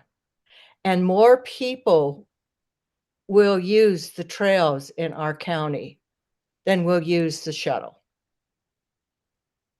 Trails in this county is what brings people here. They're internationally known. They are in many ways our bread and butter. They are the one, our trails are what bring our jeepers, what bring our hikers, what brings our mountain bikers, what brings many, many people, just people that like to just take casual walks. Maintaining and taking care of our trails is of such a high need to even consider taking money out of that. We just don't have the money. And we need to start putting money back into our savings. We were saving every year. We were saving $400,000 a year for flood mitigation. We haven't been doing that over the last 2 years. I think this is ill-conceived on a financial level, whether or not it's a good idea or not. Financially, I think it's a very poor decision. And Trish, go ahead, you're next. Okay, all right, so I have. Then we're gonna be wrapping this. I know everybody wants to talk one more time, but I think we're gonna all talk one time and we're gonna call. Okay, yep, that's fine. So it might take me a couple minutes. So first of all, I want to respond to Commissioner Winfield's attack on me. I did not make an attack on Brian. I asked a simple question and asked him to give a narrative, and there's no reason to continue to attack me. It's getting really, really, really tiresome. But I will continue to be here. I'm not gonna quit. I know that's what you want, but it ain't gonna happen. Next, Mel, I'm gonna state that when I make random comments and I'm called out on it, understandably, I expect every commissioner to be called out. Brian has made multiple comments tonight and not been called out on it. So please, let's just be consistent. That's all I'm asking. It hasn't been. Brian, you didn't really give the story. You told like a personal story, but again, I believe that, there's been work at a state level. A lot of work with PLIPCO would be my guess, because I know PLIPCO has been involved with your guys' subcommittee. I think there's been work at a federal level. I know you guys went back to DC, and that's kind of what I wanted you to divulge to the citizens. Didn't happen, but it is what it is. I will not be voting for this. I first want to state, I support the concept of a shuttle system. I do. I do think that it should begin with a feasibility study, an updated feasibility study. We have a feasibility study from 2012. Thank you for putting that in the packet. That was great. I think the first step should be an updated feasibility study, and then we move from there. And it's a holistic process. So I would all day long support that those are the initial steps, and I would spend money on that. I don't really want to spend more money right now, but I would spend money on that. And then, I guess the last thing I'll say is I cannot stress enough, and I've stressed it all along, as we continue to spend money out of budget. We have a budgeting process. We do that from September to December. And there's a reason for that. And by the way, we started 26 in a deficit. We were in a deficit in 25. We started 26 in a deficit. And what I would think, on just a personal level, if I was in the hole, I wouldn't be randomly spending money. And yet we continue literally almost every single meeting to spend more money that is out of budget. And that's my concern. And I would agree, we have endless needs in this county, We have a capital projects list this long. We have staffing needs. It goes on and on and on. Mary's already said it. Jacques already said it. So that's my main, I guess, two things. I don't think this has been properly vetted. I think a feasibility study, an updated feasibility study would be perfect. And then two, We currently do not have the money. We're running in the red and we need to stop spending money outside of budget. Okay, Bill is next. Okay, I'll start off with, I'll buy the first copy of your book, Jock. I'd like to have it signed preferably. And then I'd like to go back, and I agree with Mary. I think every one of us struggled when we weren't able to give staff a COLA.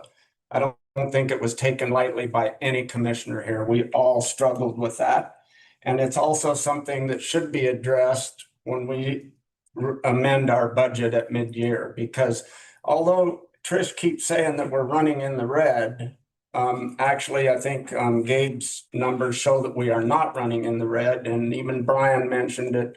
We're back to running in the black, and that's because of the leadership for the last year and a half. It's not because of the prior leadership. We're running in the black now in our books, and if somebody wants to prove otherwise, please give me those numbers. So, running on a shoestring, this isn't running on a shoestring. This shuttle system has been worked on. Commissioner Hedin, you mentioned, and you keep questioning Brian about where all this was hatched or where the work started. You were at the meeting in Salt Lake City. I was at the meeting, Commissioner Martinez, yourself. We were working with the federal government, Kevin Lilly. I might be wrong. It wasn't Kevin Lilly. Karen Bud Fallon was there. We also had Plitco there. Yes, there's been work with Plitco, the National Park Service. Lena was there as well, I think at your table. And so we have had multiple meetings on this that you have been involved in. So to keep stating that where was this hatched?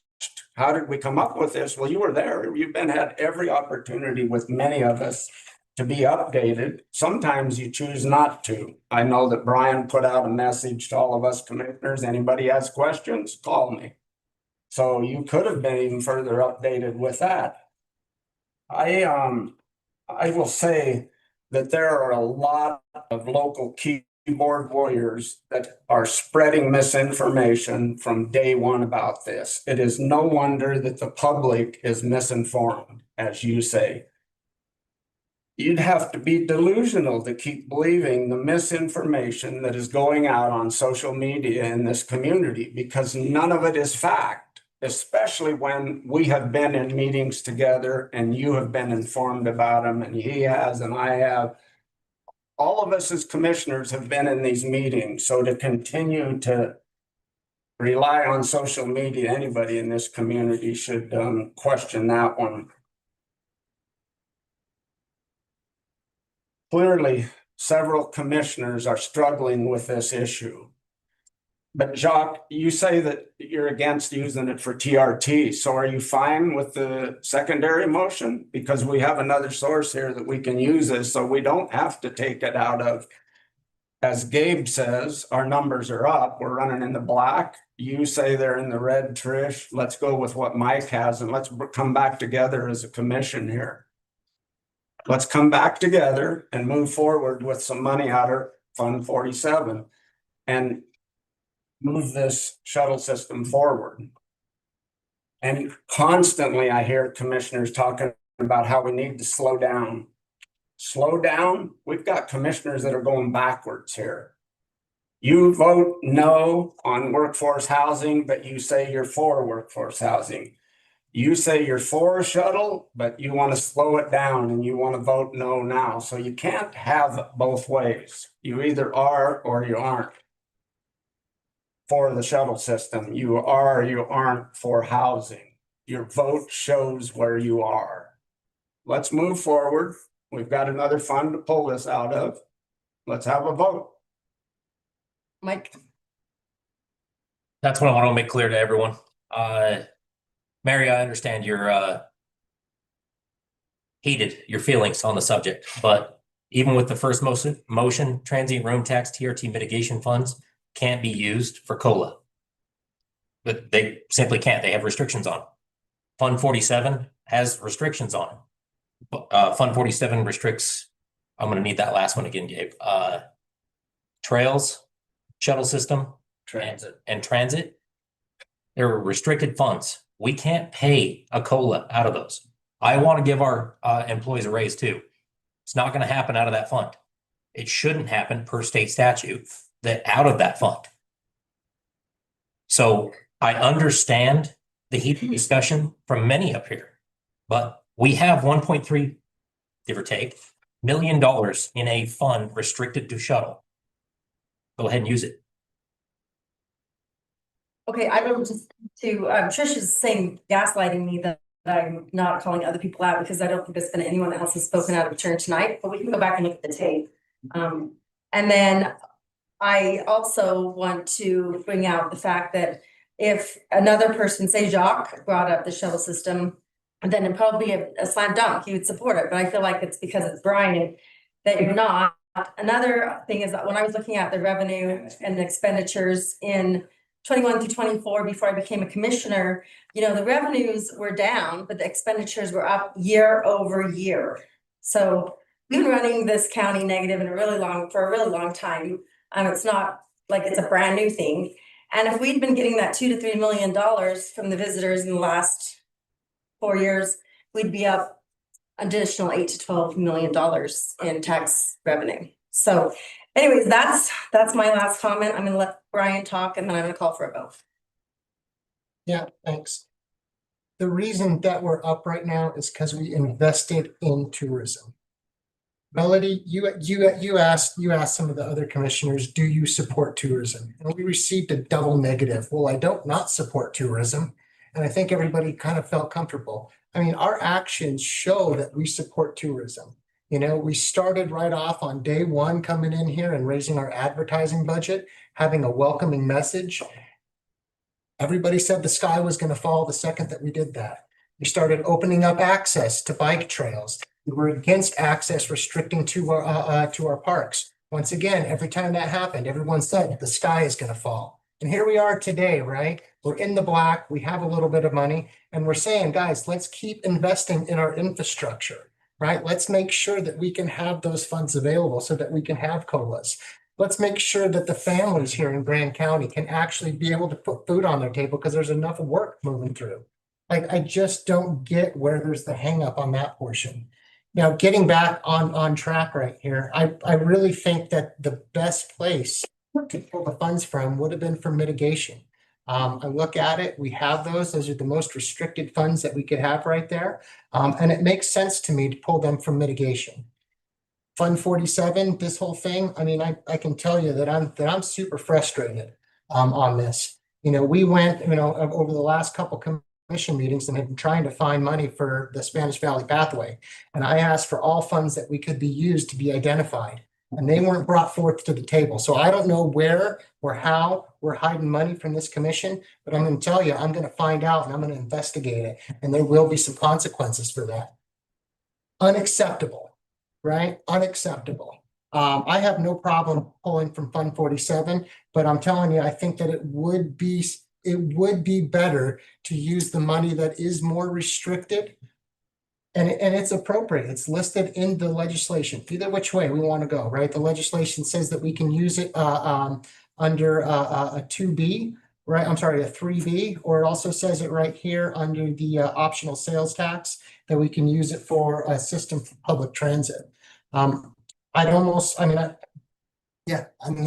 little bit torn on pulling it out of this fund, but if that's the way that we're going to go, because people don't think that we're going to have the TRT, then let's go that way. I don't know, Jacques, you want to? Jacques, go ahead. I'm not gonna vote for it, so it's gonna pass. I think it's up to you guys to decide which fund it's gonna come from. Okay, so we're gonna go ahead and call for a vote on the substitute motion that Mike put forth to put that to pay that out of Fund 47. All in favor? And all opposed? Nay. Okay, so that fails. So we're gonna go back to the original motion, which was the motion that Bill put forward, and that was to pay out of TRT. So all those in favor? And those opposed? Nay. Okay, so that passes 4-3 with Hadeen, Heller, and again in opposition. All right, and then we'll move on to number 4, which is drought declaration with our emergency management director.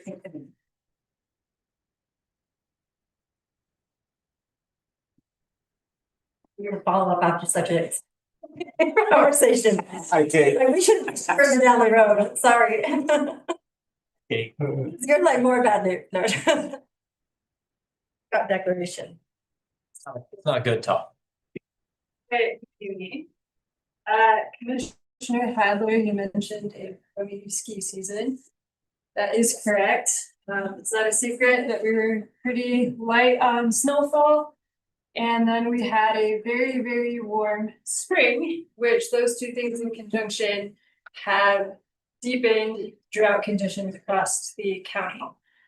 I put this in the background of this agenda item, but I reached out to our partners at the National Weather Service in Grand Junction for just some background on what things look like in this county right now.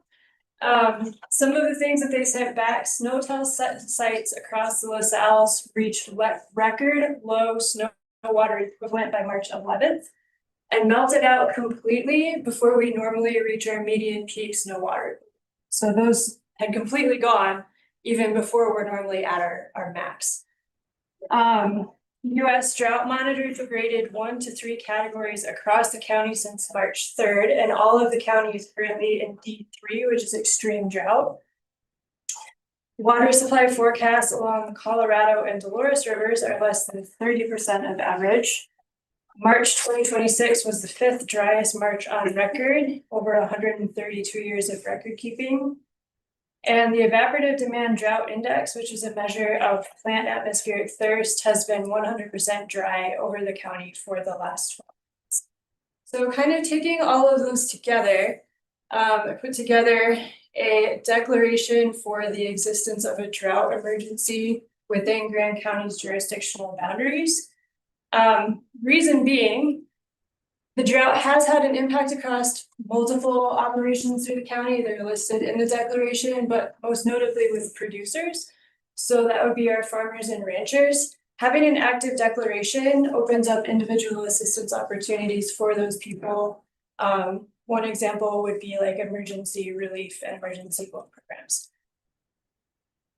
That's what I've got. Commissioner Winfield? Sure, I want to add just a few comments and then I'm going to make the motion to approve this. But there's state and federal officials both are weighing in on this and recommending this, with the governor saying that there's an executive order most likely going to come out about this.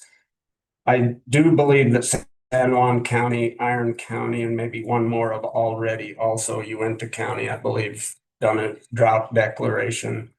I know that we're tracking about half the normal water, and even though it feels a little bit funny asking for drought declaration after it snowed yesterday, which I'm very thankful for, and that rain that we got, it was a long, slow, long, slow rainfall that soaked in for us. I think that was extremely beneficial to us, but I will make the motion to support this. I move to approve the declaration of the existence of a drought emergency. Okay, we have a second by Mike. Thank you. Any more discussion? Brian? Yeah, can you just go over the difference real quick between the state declaration and the county doing a declaration? I think that it has to do with the time of the declaration. Is that correct?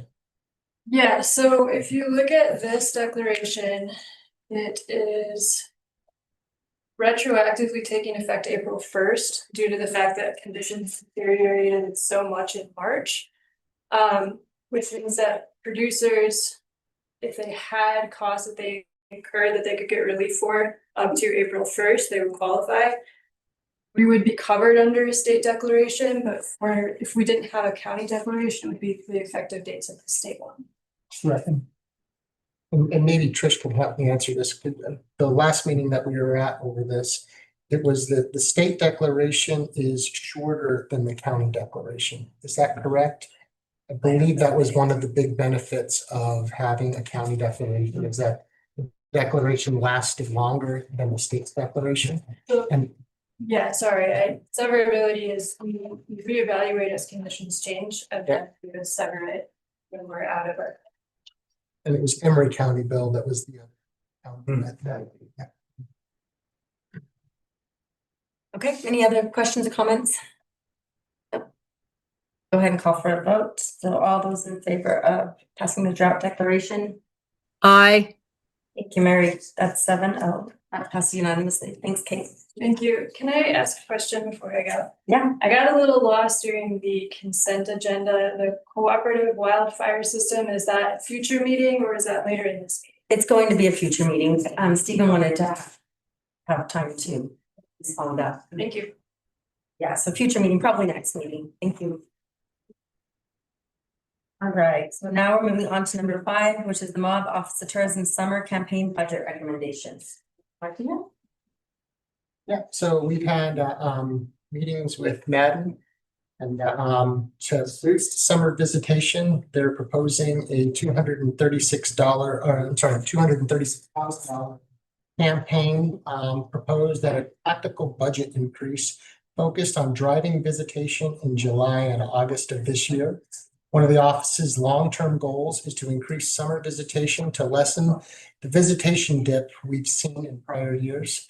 Madden Media prepared a summer marketing campaign to encourage a late summer trip to Moab. The Moab Tourism Advisory Board approved this budget increase during its May 12 meeting. Just a couple of other things that I have from this. Madden did not really start having ads placed until about mid-July. So last year we kind of missed out on that initial summer campaign right there. We've also asked for a couple of other small things. I don't know if anyone's had a chance to see the Who is Moab videos. If you haven't, they're really good. But that's one additional request. And we've also had a request onto Madden for a influencer campaign so that we can tell stories faster and a little bit more accurately to visitors. And what we don't want to see is we don't want to see these one-offs that we've kind of put up in front of them take away from the main advertising campaigns that we've had. I think that we can all agree that the summer visitation is something that we would like to see get risen up. When we look at places like Zion and Bryce, summer visitation is actually one of their biggest seasons still. And so thinking that St. George is, having very similar climates, the summer is one of their biggest seasons. What Madden is proposing to do is a conquesting type of campaign where we're going after the same type of visitors that Zion is going to be having. So try to get those visitors that are already coming to Zion to make sure that they come on up here and visit Moab as well. Okay. And answer questions if you guys have any. Go ahead, Mike. I approved them within budget. Is this an extra ask or already within? No, this would be above what's in budget. Okay. Still pulling from advertising paid media. Correct, yeah. Yeah. And then also speaking on that, we are pushing up again on the limit that we can hold inside the reserves for TRT. So that fund right there actually does need to be spent. So I think that if we were to try to find a place to spend some advertising funds, advertising in the summer would be the best bang for our buck. And so that's why they've identified this as a good spend. Okay, Mike. To continue on, so the public knows that is an advertising paid media budget. We are required to keep a certain underbalance within that budget. We can't bank those funds, and they are required under statutory requirement that they are advertising. They are paid advertising media. Correct. And with that, I move to approve $236,000 for the Moab Office of Tourism add-on summer marketing campaign. Right. Second. Okay. Any other questions, comments? Doc? No, I don't. Okay. All right, so go ahead and call for a vote. All in favor of the Moab Office of Tourism Summer Campaign Budget Recommendation? Aye. Okay, that passes 6-0. 6-1 absent. Commissioner Hagee. So number 6, Moab Office of Tourism new position proposal. I'd like to make the motion to postpone this until the June 2nd meeting. Okay, second. June 2nd after budget very talks. Is that why we're pushing it? No, just to allow Mick time to come forward. yeah. with Sure, Yeah. more information. More The more information. So, Joe, and then Brian Martinez. Do you have a question, Jacques? No, it's just the same thing, Mike. I was just wondering why. Sorry, I should have stated that. All in favor? That passes 6 with 1 absent. Commissioner- Oh, sorry, Mary. You good on that one? Yeah, I said I was just slow on the uptake. All right, thank you. 7 is a resolution amending the Grand County Employee Handbook. This is with our Personnel Services Director, Tess Barger. I was gonna say she was outside. She's been patiently waiting. All right, good evening, commissioners. So we brought before you a larger revised version of the handbook a little over a month ago, probably closer to 2 months at this time. It has been determined that it would be best for us to have this last little bit of additional language that was not accounted for in that revised handbook. Specifically, this additional language ensures that that any resolutions passed is made to the handbook are effective immediately, that they will that they are able to be added to our handbook, and that Personnel Services Department is the department specifically named who will ensure that any additional resolutions, modifications, et cetera, are updated within it. So just housekeeping. Housekeeping. I move to approve the resolution approving the revised 2026 Grand County Employee Handbook. Motion by Commissioner McCurdy, second by Commissioner Hadler. Any other discussion? All right, seeing none, I'll call for a vote. All in favor? Aye. Thank you, Mary. Passes. Thanks for waiting. 6-0 with 1 absent. Commissioner McCandless absent. So we will move on to number 8. Do you want to do a citizens to be heard? Oh, thank you, Jacques. Sure, let's do a citizens to be heard. It is 6:03 PM and we will continue with citizens to be heard. Those that were not able to speak earlier are welcome to do so now. Yes, ma'am, please come up. Give us your name. Name's Chris Davis. I'm a voter here in Grand County, and I just have one question. What happens if the park doesn't get their $1.5 million? Anyway.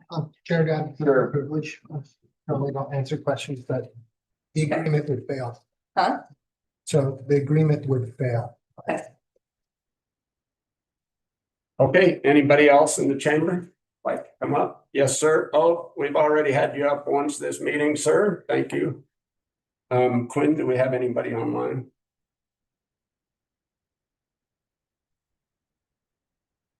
No. Nobody, anybody else in the chamber? All right, we will move forward with number 8. Chair, you can take it back over. We did our 6 o'clock citizen be heard. Okay. So removal of parcels from the 2026 tax sale. So Treasurer Chris Kaufman and Clerk Auditor Kendra Ward. Chris here, is he hopping online? He's online. Thank you. Can you hear me? Yes. So it's that time of year again when parcels that are 5 years delinquent on their property taxes are eligible for tax sale. The tax sale has been scheduled for the later part of June. And we this year have 7 parcels that are still eligible for tax sale. 5 of those parcels have requested to my office to get a little bit more time to pay their taxes because they are going to have a difficult time making the deadline. We have in the past, and many other counties do this as well, given people a little bit more time to pay, in this case, removing them from the tax sale for 2026. And just to make it clear, interest still accrues on their delinquent property taxes, And if they were delinquent and eligible for tax sale in the prior year, we do not generally request that they get a second year to pay. And the 2 parcels that are not on this list were eligible for tax sale last year, and so they will continue to be eligible for the tax sale. But we are requesting, myself and the clerk auditor, to remove these 5 parcels to allow the folks a little bit more time.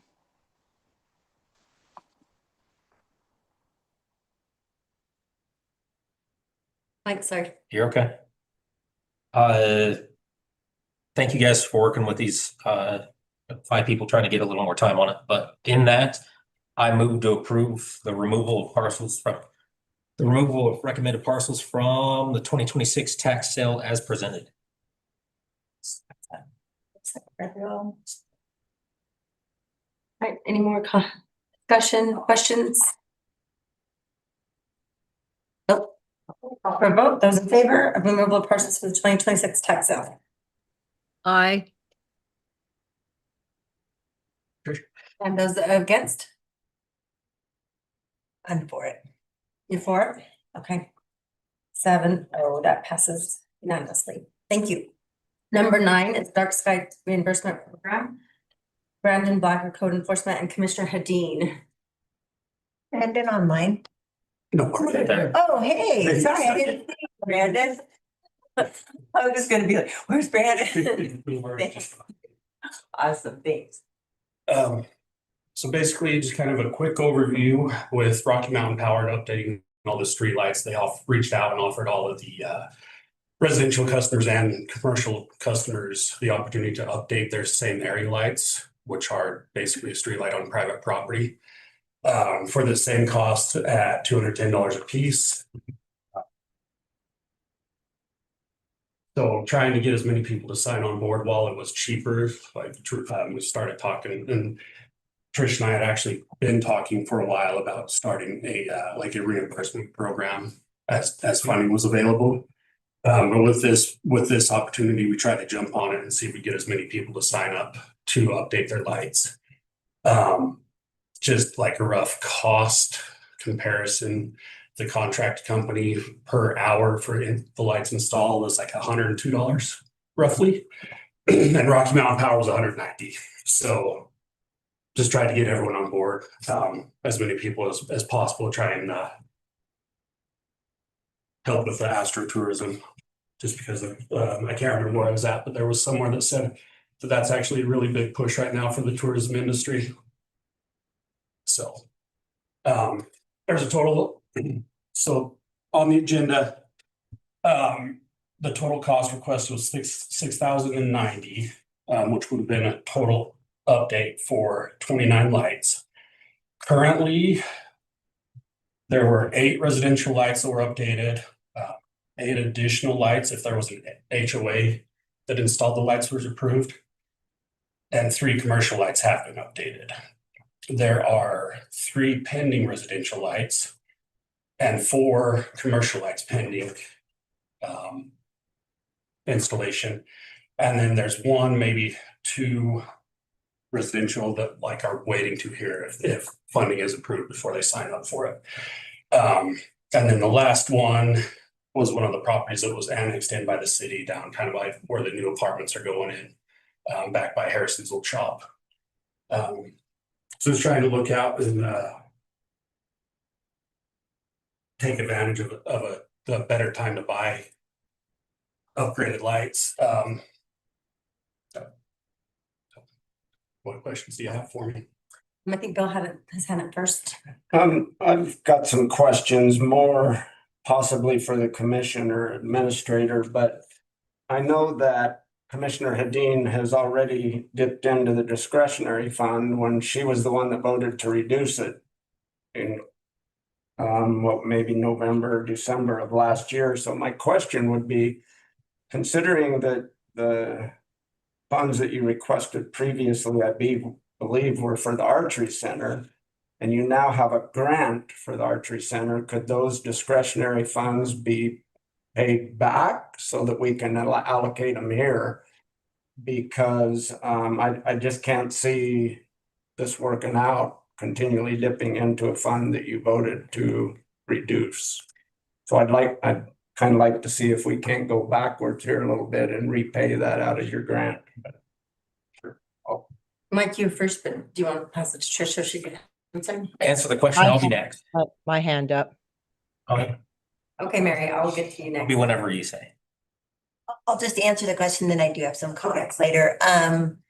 Maybe it depends. I mean, I will state with the archery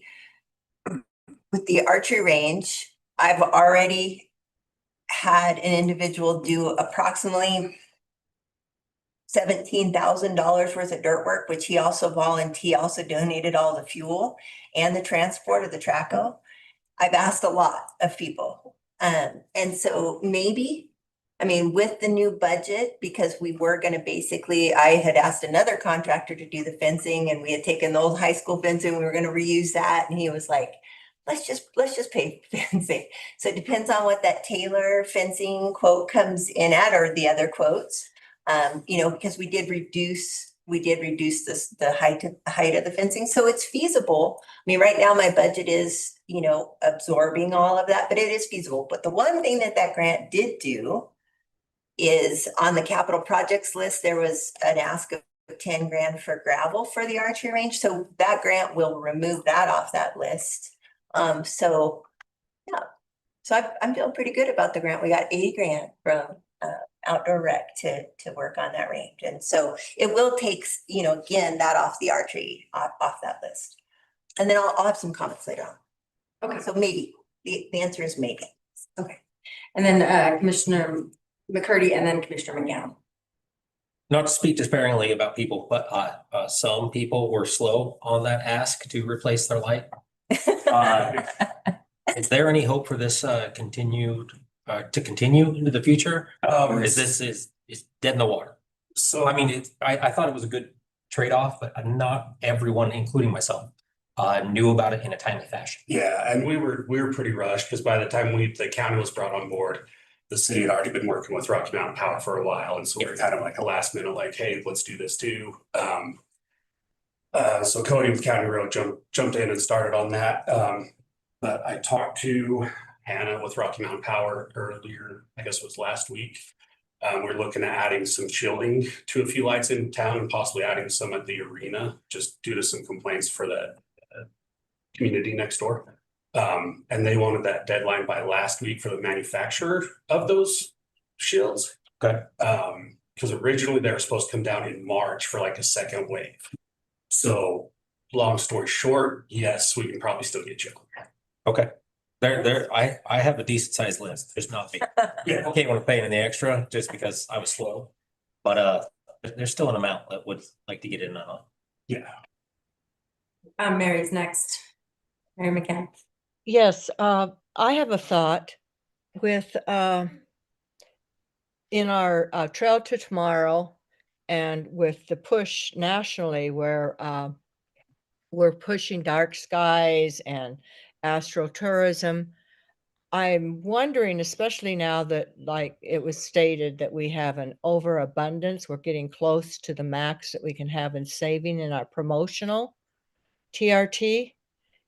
I wonder if we could pay for this lighting, this shading and such through our promotional TRT, with it being a push with in the Trail to Tomorrow. They said this would be a really good way to help with especially summer tourism, because people don't want to be out during the day, but they would love to be out, in the night, in our wonderful evenings in the summer, to look at the stars and gaze at things. I think this could be a way to help offset the cost. I think it would probably be Stephen that would maybe have to look into that, but I would like to consider having it paid for out of promotional TRT if we can. Okay. And I have a couple questions on this. So this is a light that's already on someone's private property, but it's basically a street light. So it's not like their own lights on their homes. Correct. Yeah. So it's street lights on basically, private yeah, basically. So like parking lots in the HOA is probably like their parking area. So the HOA was down Plum Creek Drive, which is a private drive, still maintained by the HOA. And so they had a little bit different expense just because they needed to repair and update some of the posts themselves. And so for the most part, they're all basically the exact same that the street lights got installed, or if you're out at the arena, like they just upgraded the tall lights on the north end of the parking lot as well. But yeah, these lights were pre-existing. They were I can't remember the name of them, but you can see them from all the way across the valley. So this kind of gets rid of that and just shines it straight down. So there's no like cycle. Like if you go above the golf course, there's not as much light as you look out across the valley. So the private properties got this one-time low cost of only $210, but then we're going to, we're asking the county reimburses those individual people for the cost of the light. Okay, just wanted to, I read it a few times, just wanted to double check exactly what was happening, so. All right, and I think that Trish is next. Answer. Yeah, spoke already though. You have it. So I answered your question. sorry. Nope, Trish is up. Okay, you know, Brandon and I have been talking about dark skies and code compliance as far as coming into compliance for a long time. This is one little kind of move in that direction, and I appreciate Brandon for working on this with Rocky Mountain Power. I think it's a small ask. That is what commission discretionary is for these little kind of one-offs that we didn't really foresee in the budget. You're right, I did ask for the commission discretionary budget to be diminished because we were trying to take it up quite a bit. So I asked that it just be pulled back to kind of the status quo. I've asked for 2 very small asks this year, and I feel that both of them are for community and for people in the community. One is for an archery range for our community. We may be able to use the range hopefully for events too, which would be very cool. But it's really for this community, and this is just to feasibly, if we don't pass it, we won't be reimbursing. But this is, I think, a nice way to get people compliant and to reimburse them. It's a little ask. These are community asks that are very small. Brian, did you have your hand up? I thought I saw it. Yeah, sure. Yeah, I just wanted to go. So I just looking over that right there, going to Mary's comment right there. There's the 3A, which is the promoting, right? And then there's the 3B. When you look at the 3B right there, it is furnishing, maintaining, or operating. And I think that this would probably then fall under the 3B category right there. That would be the separation of those two. As far as dark sky tourism goes, I think, that there is a big push from the state on that. And I think that it's, something that we could definitely talk about with the tourism board, MTAB, if this is something that you guys wanted to push as a campaign. It might even be something that you'd like to bring up in the near future as they're pushing that summer campaign right there to see if you can't get some more astrotourism involved in it. I think that's a great idea. But as far as using these funds, I think that we definitely would be stepping over that line. That's just my opinion on it. But yeah, I'm supportive of it. Okay, Commissioner Winfield. Mike, have you spoke yet? It'd be number 2 for me. Yeah, so go ahead and sign it before you. I would move to approve the $6,090 from commission discretionary for reimbursement for light replacement reimbursement, with the caveat that if it can be repaid out of the archery grant, that it be done so.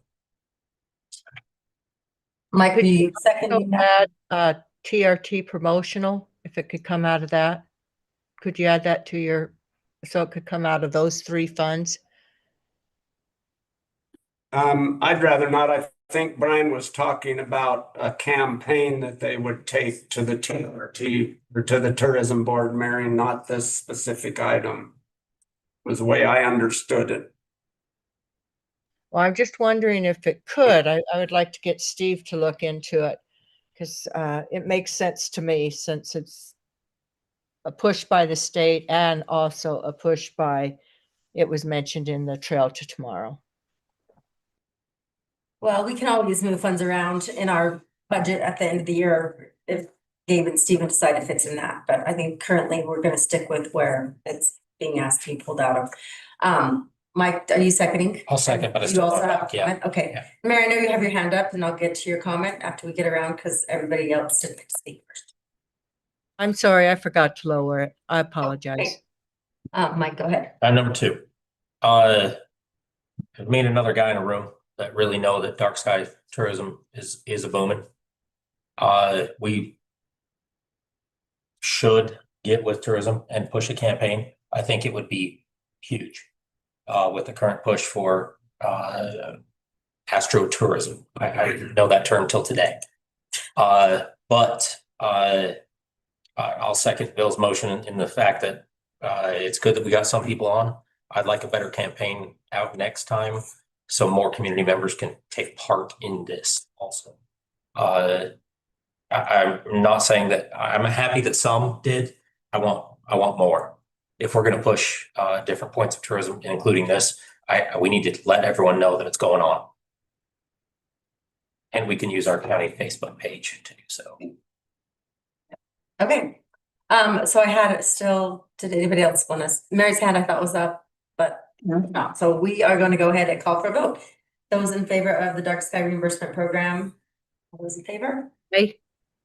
Okay. Aye. That's a 7-0. Thank you, Brandon, thanks for coming and sorry I didn't see you. And then I was just gonna kind of do a quick little update. I'm planning on coming back in a little while. I know it's been a while since I've been here, kind of giving an update.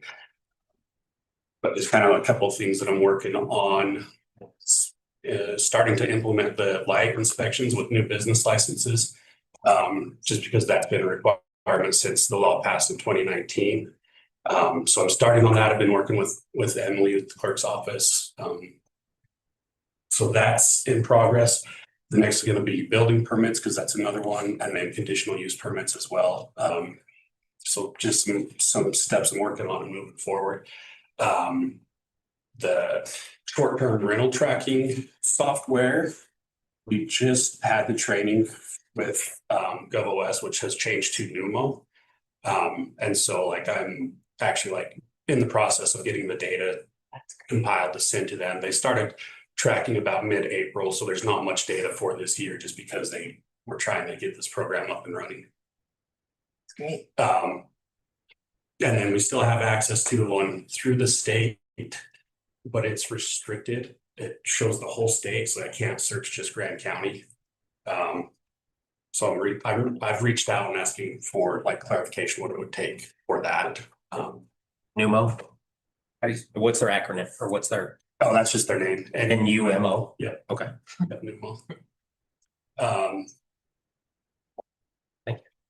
Yeah, and so that's still work in progress. And just kind of a heads up, like there's been an increase in cases regarding shipping containers. So I'm reaching out to different agencies across the state, getting information from them on what their rules are regarding shipping containers. Recently clarified with Mr. Stocks that, you know, they are considered buildings and can't be in the setback. Looking to add verbiage to our land use code that clearly states like where and how they can be used. Looking at color, you know, max number of shipping containers, restrict on the front side of the property, just different things like that moving forward, just for kind of like the quality of life for it. So it's kind of a rough outline. Still doing the other code enforcement cases as well. And just got a mix of those. So. Okay, I think Commissioner Martinez has another question. Question, comment. When you've gone through that GovOS, were you guys aware of 10.8.85 that passed in 2025? No. Okay, well, maybe we can have a quick chat about that. So there was a new law that passed in 2025 that helped with the looking after folks that are advertising on other websites. So rather than just using the GovOS, you can actually now go ahead and look on Airbnb or VRBO or Rent a Tent or any of those types of things. And before that wasn't enough to actually put a citation, but that has changed now so that you can go ahead and get a citation. Get together and go over that, or you can look it up. And so that was 10.8. Yes, Kia 10.8.85. Okay. And that was hunting them down via their listing. I mean, Yeah, I thought we had that on a commission meeting where we all were agreeing that was something that we wanted to go ahead and not just have it by complaints, but for you to you know. Proactive, Then she yes. would be, yeah. Yeah, so that is one that's proactively enforced. The day just wasn't there for the new mow, just because they barely started tracking mid to end April. The training was last week, and so like I just hadn't had the experience on there, and then for the Granicus software that's provided by the state, like it's literally when like I have to zoom in on a map and just like scroll and click on a little button and see, instead of like being able to compare, like submit a list of business licenses that cross references with these listings type of a thing. So just a tedious amount of work, just kind of while the other platform was down. So with both of those up and running, then, you know, I'm gonna hit the hammer hard and see if we can get like a comparison of apples to apples instead of like the state site being the entire state that we have to sort through, see what it would cost to adjust just to Grand County, and look at that. And so that way we can, you know, if we can save money by piggybacking off the state and the software that they're using, then I think that'd be a viable option. So. Okay. Any other? Thank you. Appreciate it. All right, number 10 is our STAR grant, ABC Thompson.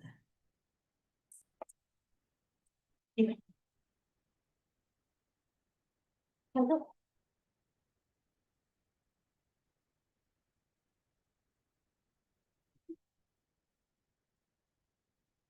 So I included a staff report in here, so I'm just gonna kind of give you guys an overview on what has happened with this particular grant applicant, and Sana is here, she will come up to speak after I'm finished.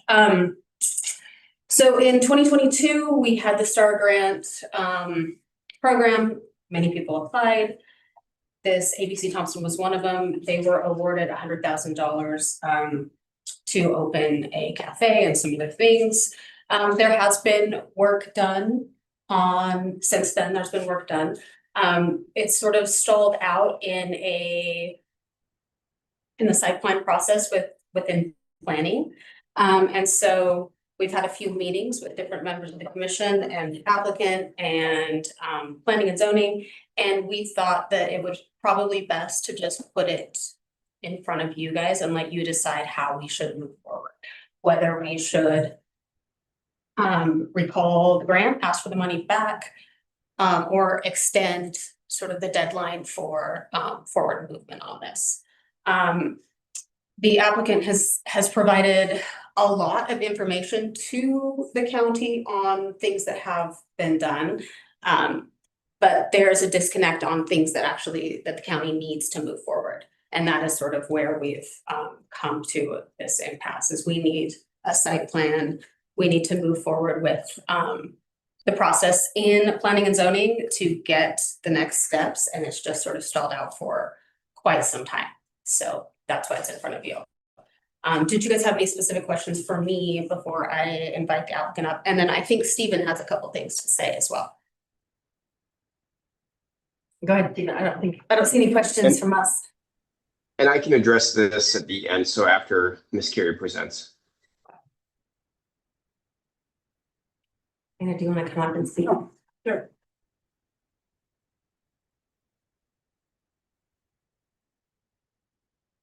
So I'd never written a grant before, so it was scary and exciting, and I was really pleased to get awarded the grant. First thing is they said that I would not receive any funds until my water was turned on. And so that took about a year, right then and there, although I was continuously doing what I had written on the grant. And there were three things.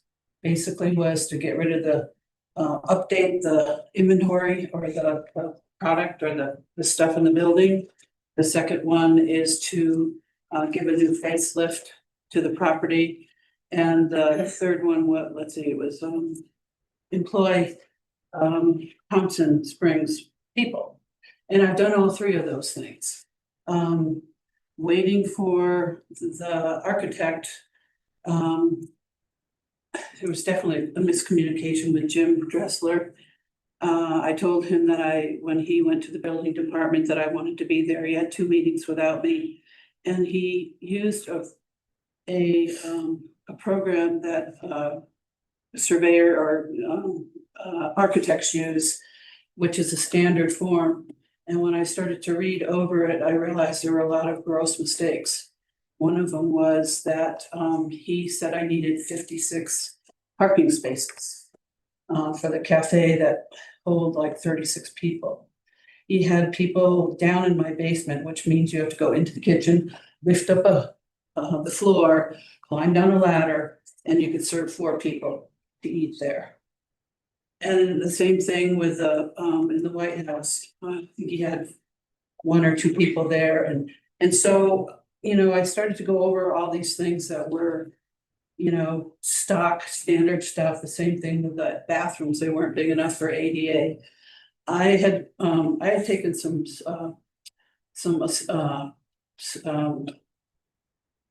graphic stuff in college. I graduated and our college didn't even have a computer system. That's how old I'm 75 years old. And so I learned how to do architect by hand. And so I did it in graph paper and I gave it to Jim beforehand. He goes, "Oh, this is great." And if you look at his plans, he doesn't have any measurements on any of my building, on any of the buildings. And so that's another graphical error that he had made. Soon after I had talked to him about some of the things that we needed to go over or change, he said he'd just gotten hired from a company in Salt Lake City and that he wouldn't be able to continue on.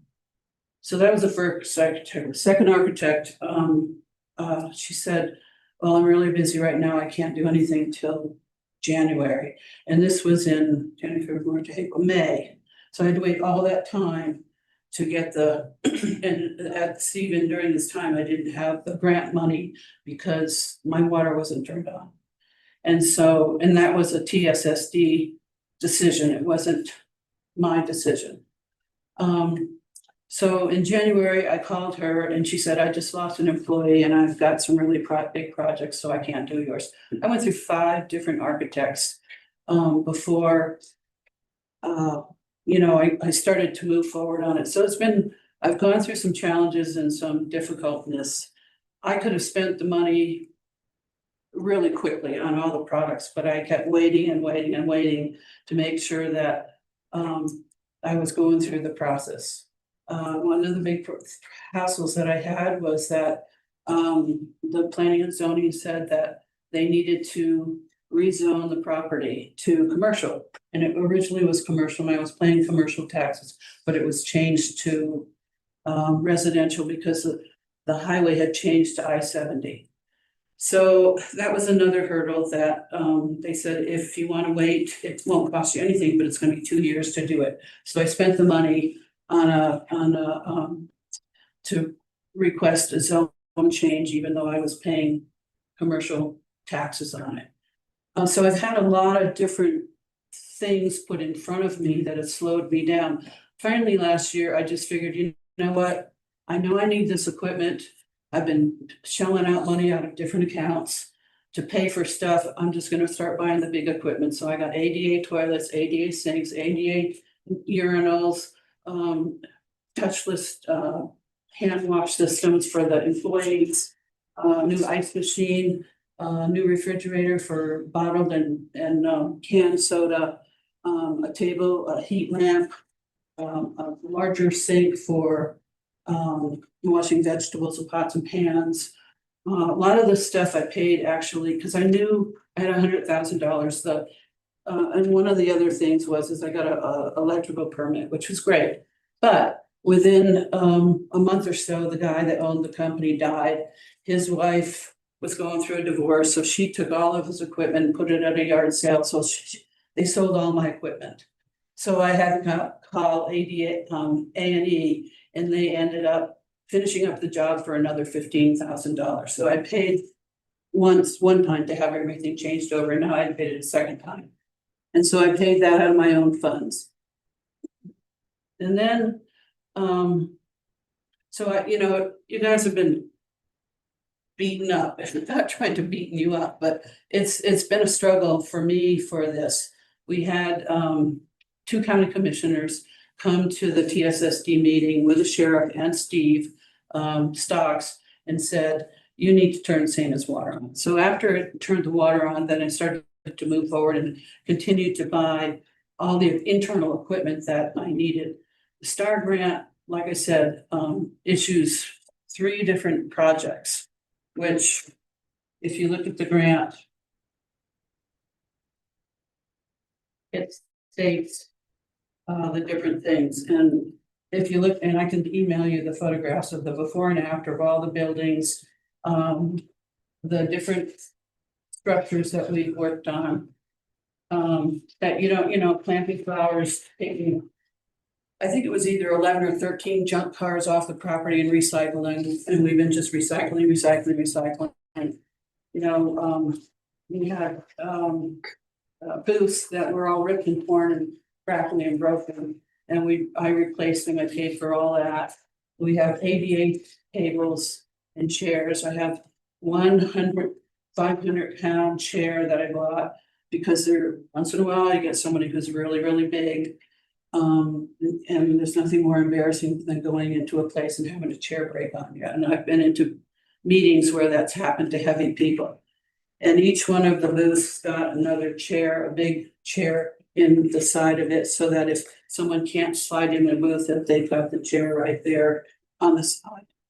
So I've been, and then the same thing with getting rid of all the junk and some of the painting and the different things like that. I've hired all Thompson Springs people. So, I'm definitely satisfied. I never once put in the grant that it was contingent on opening. It was contingent on getting the place cleaned up, getting it a facelift, and employing employees. Sure, I do want to have it open, and I want to put the sign up that we're going to open in 2023. But there's been a change of planning and zoning, I think 4 times since I started this. And so each time it's starting right at the beginning or, a miscommunication. So that's been another thing that has been a hurdle. And every day I'm not open and I'm paying for it through my own funds, not the grant funds. There's about $30,000 that I have left in the account, which I waited because I need the new septic tank. It needs to be pulled out, filled in, and a new one put in. I need to have a new hood with a fire suppression system, and those are probably going to eat up the rest of the $30,000 that I probably put about 50 or 60,000 of my own money into it. And if you need, I don't want to get you guys in trouble because this grant's been going on and on and on. If you need to call it back, call it back. Here's the bank statement. I haven't bought anything since January. I have $30,000 left. If you want the 30, I'll give it. If you want the 100, I'll give the 100. I've got other places I do get funds from, other businesses. I'm not looking to get you guys in trouble and with grant program, but I've had a lot of struggles, and that's basically what my problems have been. So if for some reason I don't qualify, it doesn't in the grant say it has to be done in a certain period of time, but I know you want to get it done. So I've done everything the grant that I've written up the grant for, that I got approved for, but the problem is I've just been hitting a bunch of blockades. Is basically, and I'm going to email each one of you. Here are the employees. Somewhere in here, you get this one. Of the junk that we've had and the different projects that we've been doing and planting flowers and mowing lawn. Right now my lawnmower's broken, so I need a new lawnmower. So we've got a few weeds in the front of the building. Yeah, it's just, I don't think anyone's, Okay, I don't think anyone's whatever. concerned that you've done anything illegal. Yeah, we all know it. I think we have some. Stephen.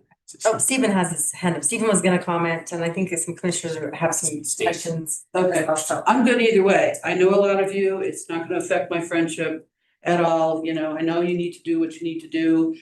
I've had a lot of I'm not being lazy by any means. I've just, that's just the way it is. I would rather be open and making money instead of not being open and costing me more money. There's no money revenue coming in, basically. So there you go. Okay, Stephen, go ahead. Okay, so we had, I think both Commissioner McCandless and Commissioner Winfield at one point, both attend meetings. One of the things that we've had a little bit of difficulty with was getting the paperwork finalized.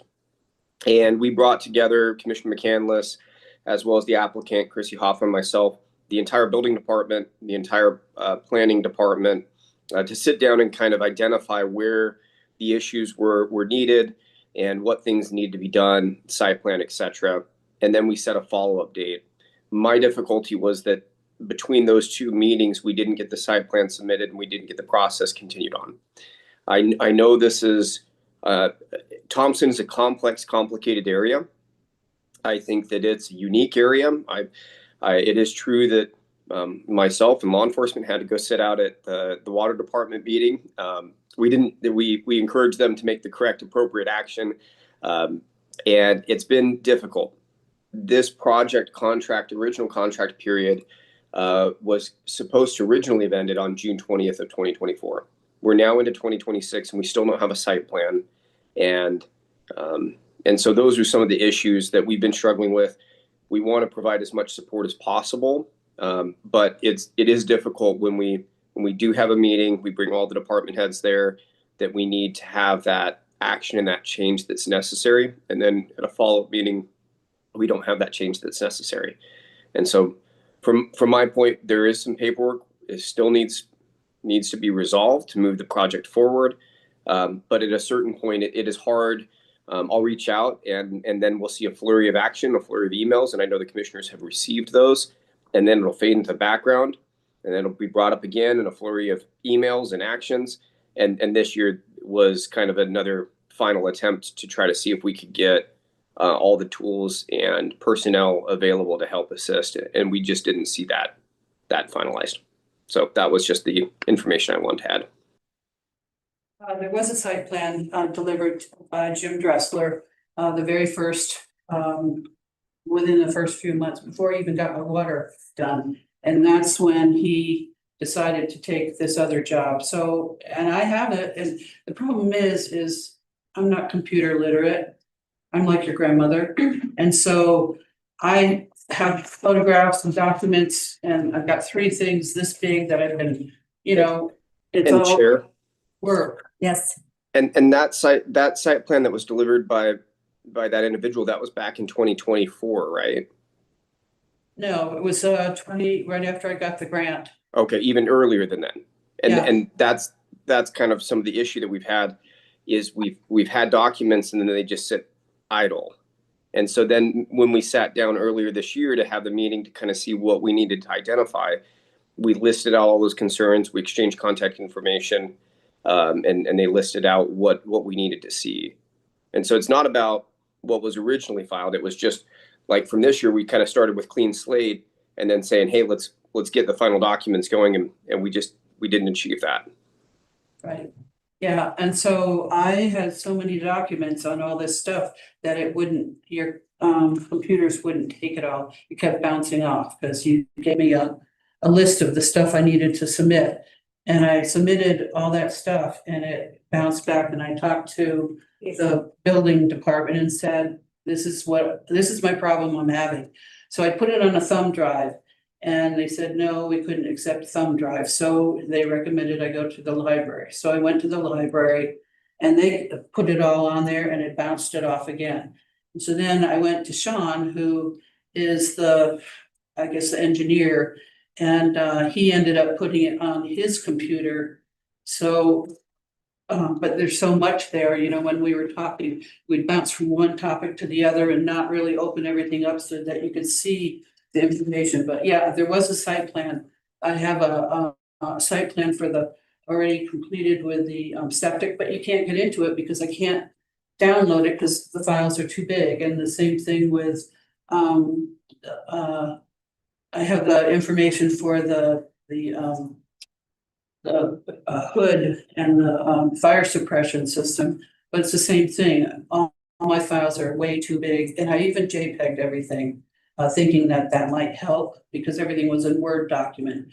And so I spent almost a month going through all my files to change it so it would get into the file. So, yeah, no, I'm not there yet. If, you know, I could spend the $30,000 tomorrow, you know, on just equipment, to finish up the thing, but it doesn't mean the doors are gonna be open. Yeah, You know, it's not gonna be open to business until you have that plan, I think, to. well, I need a new site plan because Jim's was incorrect, and I can send you that and you can see 56 parking spots on a commercial property. Yeah, we gotta start over on that. I think that Mike had his hand up. I'm going, but Mike, go. Is the property zoned commercial as of Yes. right now? Yes, it was zoned that way. That was the first thing I It was did. rezoned. Because it shouldn't be paying commercial taxes. Back in 22, before Okay. the grant was approved. If you had to spitball, and I know this is a spitball, how long would it take to, in your mind, how long would it take to finalize the paperwork? If provided a list and a clean slate today? The paperwork on the spending of the grant or Timeline. the fund work. My grant didn't say the doors will be, you know, I'm doing it to have the doors open. It said 3 specific things. And So I that, could probably within a week get the rest of the $30,000. I mean, I've probably spent, I don't know, 80,000 of my own money. I trust me when I say I know the cost of opening a restaurant. Yeah. I can only say, the follow through on the paperwork, that's what I was asking on the spitball. If you had 3 months more, could we get to that point where a site plan would be? As long as I can get an art, you know, I've had, what's his name, Smith do one for the, for part of the. I too, like you, can draft by hand. Yeah, I learned before computer taught me. yeah, If it comes to it, we could sit down and draft a site plan by hand. right. Well, I'd be willing to throw my time to help you out, but I need to know if we could do that work in the next actually 3 months. have a site plan, on Yeah, PDF. stop that, this, just really quickly. So because this is a commercial space, it's going to require a specific kind of site plan that would be, that would include engineering. Like it would be drafted site plan. It's a commercial space, so it can't be a site plan that's just, you know, drawn. It does require a little bit. We could get an architectural stamp, I understand, but we have. Yeah, I just wanted to make sure that that was Yeah. clear before we. I know what you're talking about. Cut down a path that. And Jim did do that and he gave it to Bill, you know, and we had multiple discussions and I would I'd go there and say, do I need a permit to do a ADA ramp on the front of the building? And he goes, no, he goes, no, you don't. The next day, I hired some people to start drilling the steps up and getting ready to lay the forms, and I get a phone call from planning and zoning, said, stop what you're doing. We want to talk to you more about it. And then that person, you know, left, and so we've been walking over rubble the whole time. I understand that, and I don't think anyone's benefiting Right. if we don't get those doors open. I Right. return back to what Mel was saying, Especially me. especially Thompson, I'm spending- especially you. I'm not especially- making any money every day that it's not open. Yeah, I get that. I think Bill had a comment. I saw Brian's hand, or Jacques, yeah, Am I on?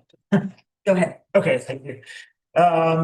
First off, I've kind of been a part of this in the very beginning. I was part of that STAR grant board that awarded Santa the grant to begin with, and when the 5 of us, and it was a great board. There's some good folks on it, but this was honestly the project that we were absolutely most excited about on that board. I think it nailed all the aspects of what we wanted that STAR grant program to be about as far as economic development goes and going into other parts of the county, and supporting.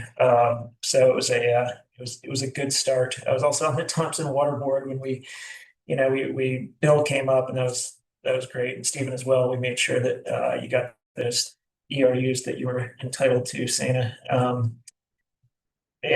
It's been a long time, and I know you've hit so many headwinds, and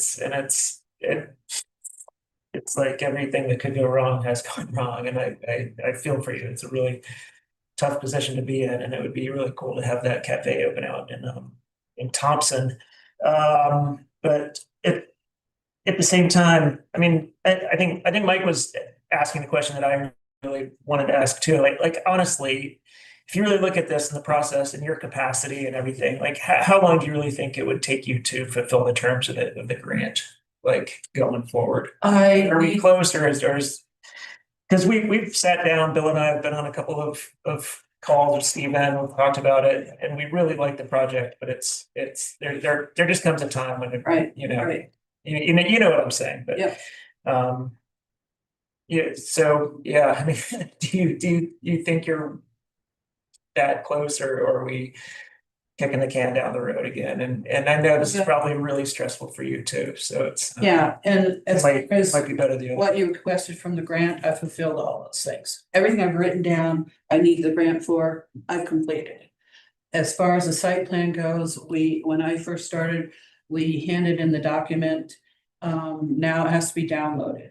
So I need to have somebody else do it. And that's been a really difficult problem because I'm so busy doing hotels. I don't have time for that. I can't even get new glass that's shattered from Rick's Glass. He said, oh, sure, I'll get order it for you, but I'm not putting it in. How am I gonna put a 4x8 piece, 3 4x8 pieces of glass in a window? Unless you're a professional. So I've either gotta go to Price or I've gotta go to Grand Junction. No, I So- understand, Sadie. There's a lot of we do a lot of work on our contractors house too, and it's that won't even do anything there. Yeah. Because it's out of town. So, yeah, I've had a lot of different varieties of struggles.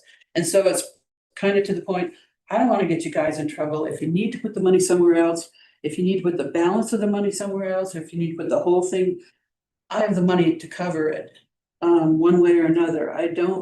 I'm not gonna feel any animosity or whatever, I've been, I mean, every time I'm up there, people say, well, when are you gonna, I want a piece of pie and coffee. When are you gonna open it? People, at the truck stop wanna come and get a meal. They don't want to eat their trucking out of the 7-Eleven. So, yeah, I've, they laugh. I see the sign says, so it can be open in 2023. We're in 2026. It's like, Okay, I think now Bill has a comment. I see Steven's hand, Mary's hand, so we're gonna go move around these commissioners. Go ahead, Bill. So I'm in agreement with Jacques. We've had a lot of meetings about this. We've had several with the county attorney. My interest is not in anything other than seeing a restaurant open. And I think we need some clarification. I know Mike's kind of asked a roundabout question, and even Jacques a roundabout. Me, I want to know when the doors are going to be open. That's where I am. Not when you're going to get the site plan and all of these things. I'm a little bit curious, and I wish we would have had Mr. Jackson here to get his opinion on how do we move this through in a more timely manner. I want to see a restaurant open in Thompson Springs. My recommendation is going to be that we put a hold on the 30K, or that we have the 30K return that's sitting there, not to take it away, but I don't know how to motivate you saying it to open the restaurant, because that's what I want. That's all I want, is to see a light on and people in Thompson Springs. And I think that's, as he said, the board's motivation too. So I know that you're frustrated and you have issues with computers, but go to the college and hire somebody and get this dealt with. I mean. Well, I had 5 different architects. I understand all that, but And every time it it might comes take to a 6th one. I mean, I was hoping it would happen that first year in January, and the site plan, and that's what's holding me up is finding someone that will complete it. Well, and you mentioned friendship. I think everybody in here, I don't know a commissioner that wouldn't say that we want to be your friend, or that we already are your friend, right? But we also have a responsibility to the taxpayers, and the restaurant is 2023 is 6 years behind being open, or 3 years behind being open. And I want to help that happen. and anybody has any suggestions or ideas, I'm open to it, but I think we've got to do something. Okay, so you need the site plan And and you need it by a professional architect. I have the site plans, my hand drawing, and I have Jim's, which are incorrect. I need to hire another person to do site plans, is basically to start moving forward, is basically what it is. I'm at a loss of knowing who I'm is gonna move willing and can do it. along to Mary. We got a couple more hands up. We're gonna go Mary, Stephen, Trish, just see what they have to say. Okay. Go ahead, Mary. I think there's a couple things that everybody's concerned about. One is getting the restaurant open, and two is not having the money that the county gets, either the restaurant opens or we get reimbursed the money. Could we put I mean, Stephen, this is probably for you, a lien on the property so that that wouldn't stop her, wouldn't cost any money for, but it would, Sana, but it would guarantee us that if it ended up being sold or such, that we would get our money back. Theoretically, you'd need, yeah, you'd need it to be voluntary unless we're looking at a different process. But yeah, it's theoretically possible. So she could put a lien, voluntarily put a lien on her property for the $90,000. You theoretically could do that, but yeah, there's some issues in that because it encumbers the property and makes it harder for her to utilize any of the equity that she has in the property to get any additional funding. Oh, okay. I was just trying to find a way to move forward because I think this is I think we all want it open, but we also are concerned that it's not going to open. Stephen, did you have another comment as well? Yep, just super quick. Reopening the cafe was the language that was used in the application. It has its 6 different locations. The summary in the original contract does say that the goal was to reopen the cafe in Thompson. I just note that the applicant said otherwise. I pulled the 2023 agenda summary and it has that information there. I don't know what else we can do to help the applicant. We literally grouped everybody from both departments in a room, gave all the connections possible. So if the commission wants to give a really hard, serious deadline, we can definitely do that. But I don't know how else we can help the applicant. Other individuals in this community are able to do site plans, are able to process that through. I know Thompson's a unique place, but we do receive site plans from Thompson. And so if that's the place the commission wants to go, clear direction for the applicant, and she's in contact. We've provided the contact for everybody in the building department, planning department, for that to be done. And I've made it clear when I attended the meetings, and I think the chair, the vice chair, Ms. Hoffline, and myself, when all of us attended, we expressed that it was our goal and support, and we wanted to see that this program finalize. But I don't know what else the county can do to be helpful. Okay, Trish had her hand up. Yeah, it's not very fun. So the 30K is part of the 90. Yeah, Yes. well, yes, and I believe that there's been 20 withheld, or was it only 10? 10 have been withheld, so Okay, there's got it. 10 that we have not given. Okay, got it. And then I believe that we've been informed that there's 30 in the account. So, there is a staff record okay. in the staff. It's there. Okay, sorry. January hasn't changed at all except for the septic contractor that's done that, and I need to get it approved by the Orion. So it's been, I even paid for that, fee. So it's the only thing that's been paid for out of that account since January. So my recommendation would be to, and it is what it is to revoke the remaining 30 and lien the property for the other 60. And that way, if the property is sold, so, maybe I don't know. I hate to put the burden on her to give us, 90K back. But in that way, leaning the property, if the property is sold, we will get paid back. Are you making a motion? Is that a motion? Well, Sure, I'm gonna make a motion, but I agree, Stephen, I guess we can ask for a voluntary lien. well, let's maybe, if that's the route the commission wants to go, we can talk about that. Essentially, the request is to return to return all funds provided to the applicant, period. However, the county gets that back, we can talk with the applicant if that's the motion that wins today. Okay, I got I you. have a problem with writing it down, 90. I do. Okay. Well, I have funds in other Okay. places that I've been Okay, gotcha. putting into this. So Okay. no, I can write a check tomorrow, tonight. I don't have the account here with me, but it's this account right here. And I will. I'm gonna make write it for 90,000 if if it makes you move on and, you know, move forward. Like I said, I know grants are a little tricky and I'm not trying to. I don't want All right, to step on your so toes. just Mike. go ahead Did and you get wanna- in trouble did you or wanna- whatever. Did you want to go, Mike? I had a question, but Yeah, but she can make most of I can it. make Make a motion, we can talk about it, I can. So I move substitute to it. revoke the grant award to ABC Thompson LLC in the amount of $90,000. You have a second? I'll second. Keep it going. And let's see, I mean, Brian, you go ahead and speak. I read that application and we went out to the Canyon Spirit, that was out there, and this is the first time that I actually really saw that. Oh yeah, that's where this restaurant was going to be, because they have that whole new thing. And just reading through your application, I was really bummed that we don't get to have the bubblegum blowing contest. Right, that was the. I can hardly hear you. I said the bubblegum blowing contest that you Oh, yeah. listed in there. I mean, that sounded really fun. I really do. I think it would be amazing to see a restaurant out there.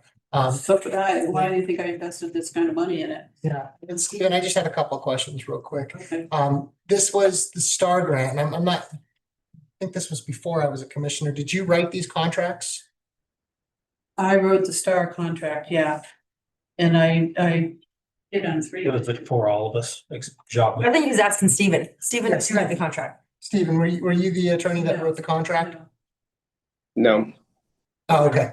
Yeah, I was saying, and this was the one It that was came. a travel council. This was travel, so this came from the TRT right here? It Yeah, came it was from but it was previous, it was the one that got canceled by 426. Economic. The economic Yeah. diversification. Got it. I just wanted a bit of background. I wasn't here when all this kind of went in, so I'm just trying to. For timeline, it was awarded, I believe, they were awarded in December. They entered into the contracts later, but the contracts were written and approved under county attorney, I believe. 2022 was the year that it was. Okay, thank you for that, yeah. But I didn't get I got the grant, but I didn't get the funds until 2023. May 17th, 2023, because of the TSSD wouldn't turn my water on.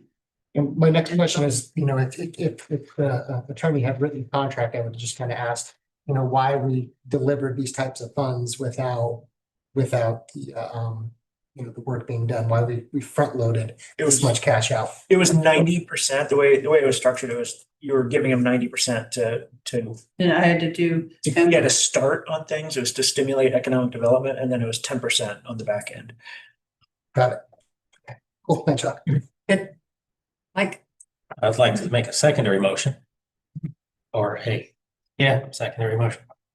I'd move to extend the contract by term by end of year 2026 to give the grantee additional time to comply with the contract, with the caveat that the grant awarded to ABC Thompson LLC in the amount of $90,000 will be returned upon failure of contract completion. The contract completion, she keeps stating, doesn't require her to open her doors, so I think you need to clarify that you want the doors open, if that's what you mean. Stephen has said that the doors are the business functioning. What was the exact termage there, Steve? Okay, so couple thoughts. If it's the commission's intent to re-engage in a contract and extend out the period of time, I'm more than happy to work with the applicant to get the language done. If you guys indicate that's what you want to see as a contract amendment, we can do that. However, what I'm requesting that the commission require is that the applicant provide a site plan. We need to have a date where that is due, because we keep having these meetings and the site plan keeps not being provided. And that's the thing that we originally set the meeting at the beginning of this year to achieve. Even despite our best efforts, that never happened. So if the commission's intent is to say, hey, we want you guys to take another look at this, do an amendment to the contract and sit down and really set a deadline for that to be done, we can do that. But without a hard deadline for that site plan, I think we're going to find ourselves back here in a handful. Question, that site plan is required for the business to open up according to the contract? It's the next step in the planning, in the Yeah. process that the planning. The planning has to sign off on it to open the doors. Yeah, I mean, it's the next step. It's already within that So timeline of the end of the year. building department has the site plan, but it's not on computer. Then we'll get them another one. I'll help you do it. Okay. Yeah, because But we only have to, Address- in my motion, I only have to the end of the year. It's just that, Need to have the site plan in your motion. It sounds like from Steve, Mike. You need to you mention need to that say a new site site plan. plan has to be done such and such a time. I thought that was encompassed in the year date, end date. Not site plan. It's part of the doors opening. Be very specific.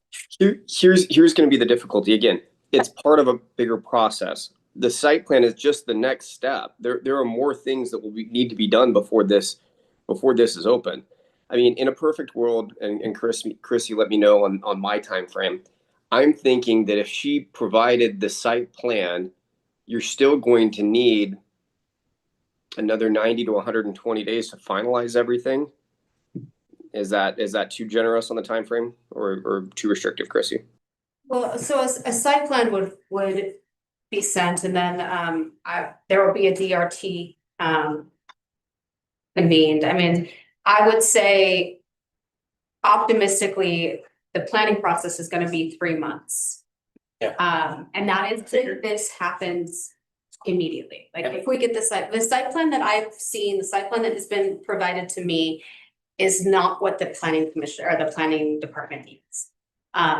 I'm assuming that to get that site plan, it's going to be 6 weeks. You hire someone or like a month to 6 weeks. They're gonna draft your site plan. It's going to be sent to, go through DRT. It's gonna be sent to Shums Toda. And then they can be issued building permits and et cetera, et cetera. That's going to be 3 months, very optimistically. And then it would be, getting a septic tank in there, I don't see that there's any way that the restaurant would be open by the end of the year. Maybe, but to me, that seems really optimistic that the restaurant would be open by December. But if that's what you guys want to do. Open by motion. Yeah, I think that maybe the contract could include the timeline, Stephen. The contract amendment could include the timeline in that.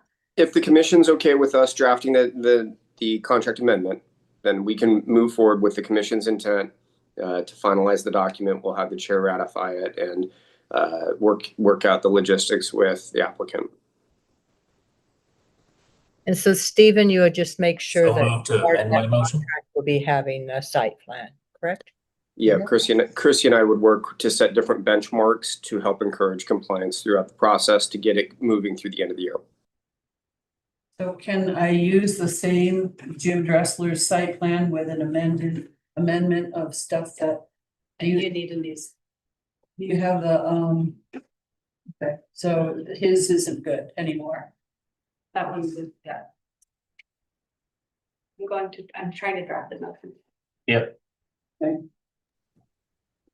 And if that's the goal of the commission, we might be able to just move forward with the vote and move it along. I mean, I think we're going to have a substantial number of questions between the applicant and my office. Okay, did we get a second on yours? I don't think so. I'll We have a second on motion. Okay, we're gonna go ahead and call for a vote. We've talked about this. Can you restate the motion? All the Steven stuff. End of the year. What I think the motion says is, from what I'm understanding, you're wanting us to make, Stephen, is to move forward with a new contract with deadlines that have to be made. And I think part of that contract will be if these things aren't, if each milestone isn't made, then the money will be asked to be given back. Is that what you're thinking? Yeah, I make a motion to develop a new contract. He's gonna strike this. Yeah, so Brian's gonna make substitute motion. We're gonna see if it fits everything that Steve needs in it, okay? I move to extend the contract by the term of December 31st, 2026, to give the grantee additional time to comply with the site plan or return return the grant fund amount of $90,000. Do you want to have a time frame? He said For the return of the money. I think that the return of the money or the site plan would be due December 31st, 2026. Does that hit it? If it hits it with that, The guys. site plan is just another step. It doesn't get her to the open. Correct, and we'll have to go ahead and cut that. I think what we do is say that we postpone until we have a contract written for us to look at and approve. Can we do that, Stephen? Just postpone this and direct staff to get a contract? I think you see most of our intent on that one. Is that what we Yes. wanted? I can do any of those options. Yeah, and the It only seems to come up with, until you sat down and kind of made a map of what's happening, I don't think we could make a motion that would fit that, but we can make a motion to postpone and have a contract brought back to us. Would that work? I'll I'd second make- Mary's motion, if that was a motion. Yes, I make a motion that we postpone and have a contract brought back to us in a timely fashion. This intent. Sure, I'll second that. He's got. Okay, all in favor? Aye. Opposed? Okay, that passes 7-6-1 with Commissioner Dean's votes. Thank you. You have a list of site plan. Good luck writing all this The down. other new site I'll plans. bring it back. I'll make a phone call tomorrow morning. No, you don't? We're gonna move on to. Mike's gonna help you find somebody to do your site plan. Yeah. He said he was. Good, thanks.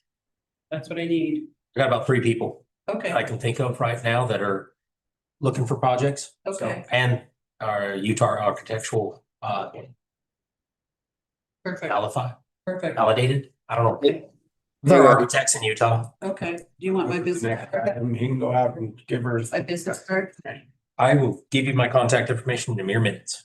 Okay. So next one is the ordinance for Grand County's Clean Energy Program.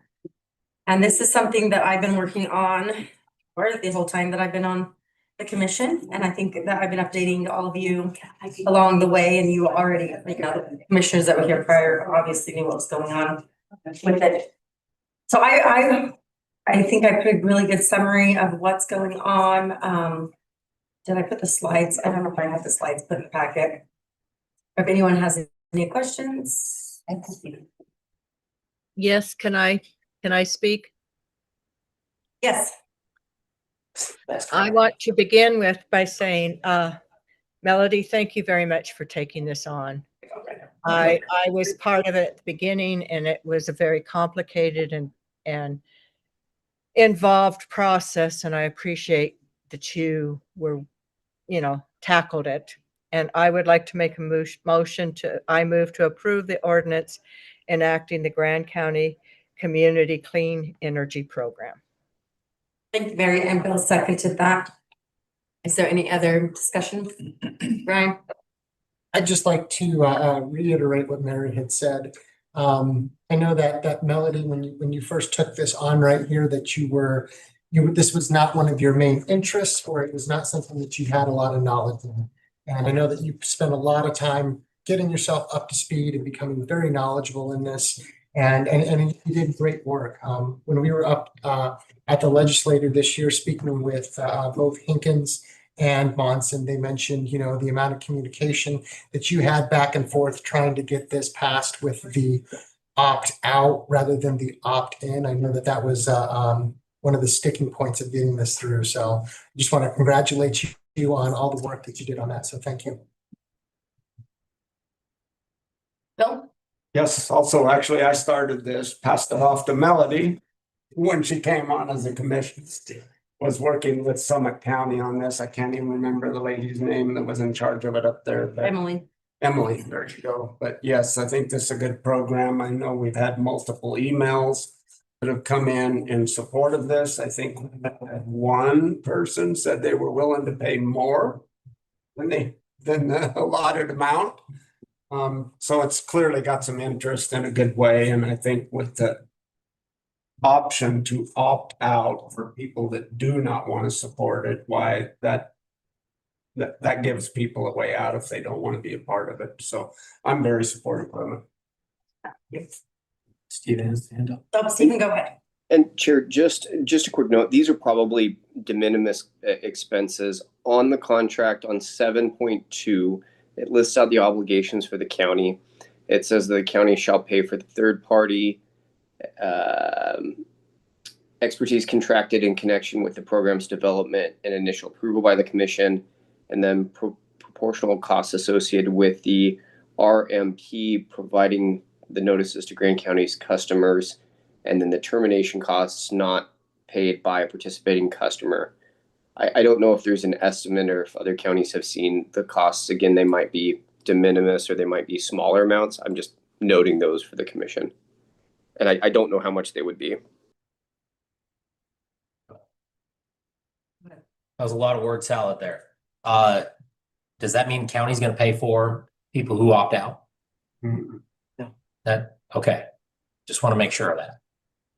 No, it's in certain circumstances, like it's on page 8 of the contract, section 7.2.3. Termination charges not paid by a participating customer shall be incurred or shall be included in the participating customer rates. That won't be paid by the county, but then the items above it, those 3 items, pay proportional costs associated with RMP providing the notices to Grand County's customers as discussed in section 2 above. So I was just noting those things for the county. I don't know exactly how much those are. I think that's the mailer that will go out to the customers to notifying them when it's that 90-day or the 90-day time frame that they're going to be. So it's going to be a mailing cost. And I did see the city's mailing cost. I think they figured out about $3,000. Okay, yeah, and sometimes when the treasurer or the clerk send out some of the notifications, there's a way that they've piggybacked them on other items to save money as well. And so if there is already a notice that worked out, that can be sent out. Okay, and Mary, you have her hand up too. Okay, I want to move the meeting on, but I wanted to say this has really been a very, very long process. It started under Zachariah Levine and myself, and we worked on it. And then when Sarah Stocks came on, she, with her scientific background and such, she really started moving it forward. I mean, this is one of those things that it's taken a village, in a sense, to come to fruition. And Melody, thank you for bringing it across the finish line. Thanks. So yes, we will have to send out those mailers. So we'll figure out how we do that. And it is opt-out program, so those that don't want to be involved with it. And it does create, the purpose of it is to create new energy. It's not just like people that have solar panels, they wouldn't be included in this. So they already have their own clean energies and they're not on that power grid right now. So they wouldn't be paying this $4 on their bill, just regular power customers that don't opt out. This gives everybody the option. So, all right. So we had do we have a motion? Yes. Yeah. Motion by Mary and a second by Bill. Okay. All in favor? All right. That passes 7-0. Thank you. And I'm sure there'll be plenty more work to do in that group. It's not, the work is not over, but thank you. And number 12 is the appointment of commissioners to the boat ramp working group. Yes, this is an item that pertains directly to the Moab boat ramp close to the pedestrian bridge. There's a working group that is being put together, and that group will assess the viability and funding sources to complete the project. Our recommendation is to appoint 2 commissioners to that board. It will be, other partners will be BLM, National Park Service, UDOT, City of Moab, Utah State Parks, just to name a few. So this may very well be a little bit of a lengthy process, or a lot of applicants and stakeholders. So I think it would be good to have 2 commissioners. Go ahead, stand up, and then Jacques. The motion says to approve the assignment of commissioner, as in singular. So I was going to make the motion based off of that for Commissioner Martinez with his river experience, but if there's somebody else that has a desire to participate, I'll make the motion to add a second one. I would love to participate. I mean, I feel like I've written a couple grants now with Outdoor Rec and would be happy to help write, you know. I'd love to be involved in this. And was around with Lisa and John when they, you know, put that site plan together. And so if you're psyched, if you're good with that, Brian, I'd be psyched. I move to approve the assignment of Commissioner Hadeen and Commissioner Martinez to the boat ramp working. Second.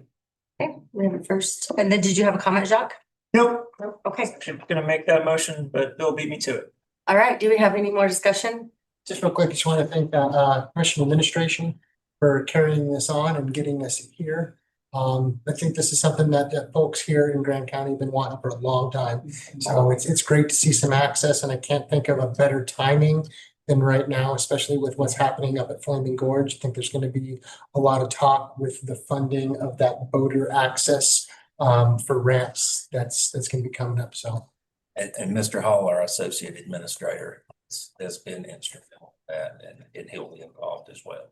So we appreciate it. First meeting's on the 27th, and you already Wrote got it down already. Got it. hey, thank you guys. All right. All in favor? Aye.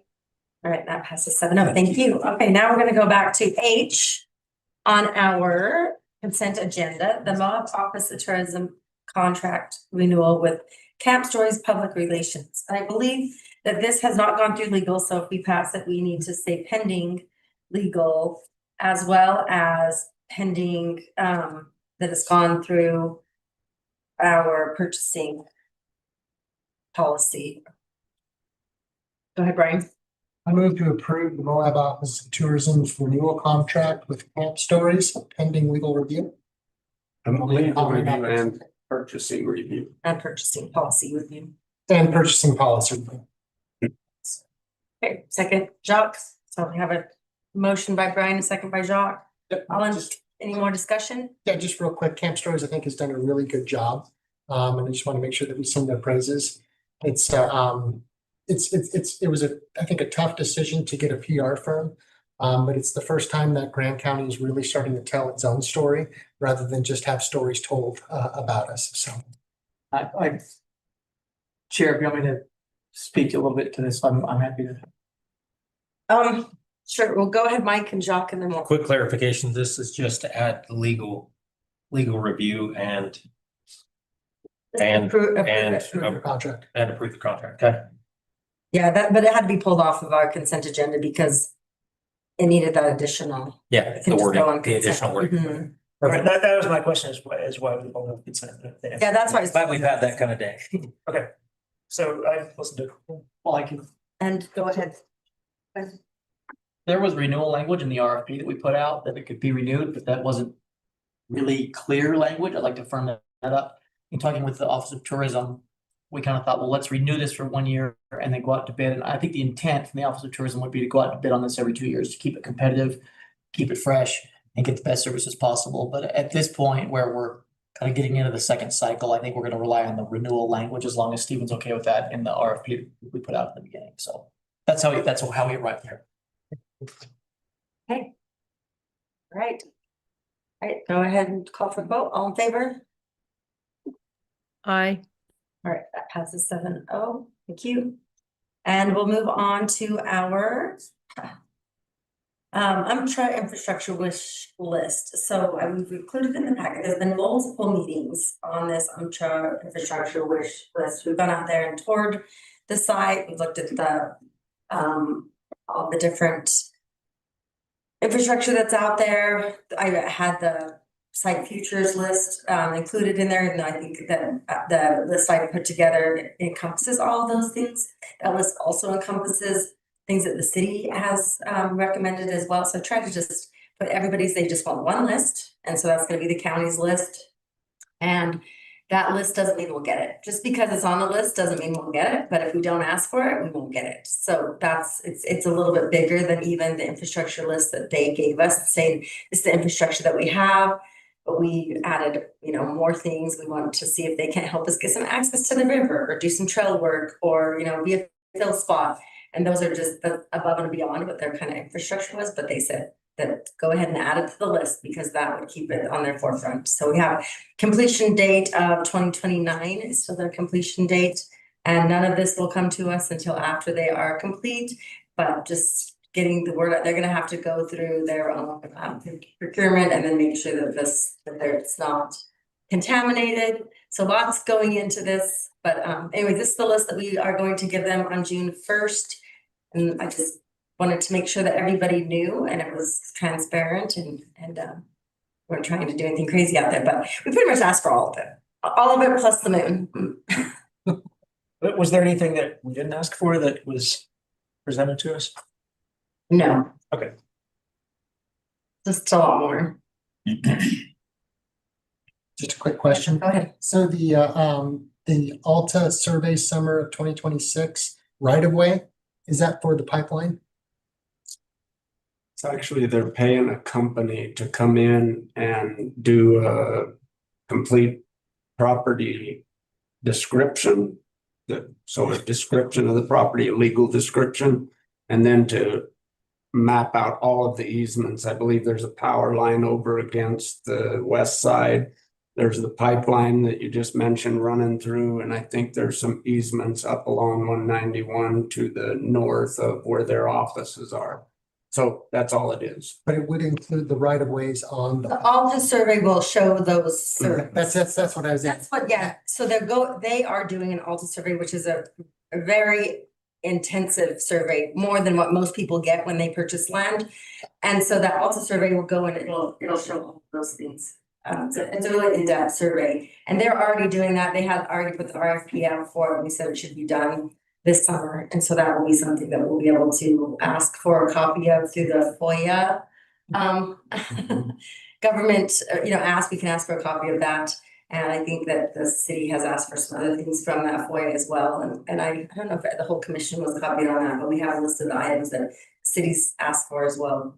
Some additional information as far as that stuff in advance, because they already kind of know where that infrastructure that's underground is, but this also will be really specific. And so those right of ways also wouldn't necessarily be given to us. We'd have to apply for them. So some of them, like up the road that goes up to the tracks.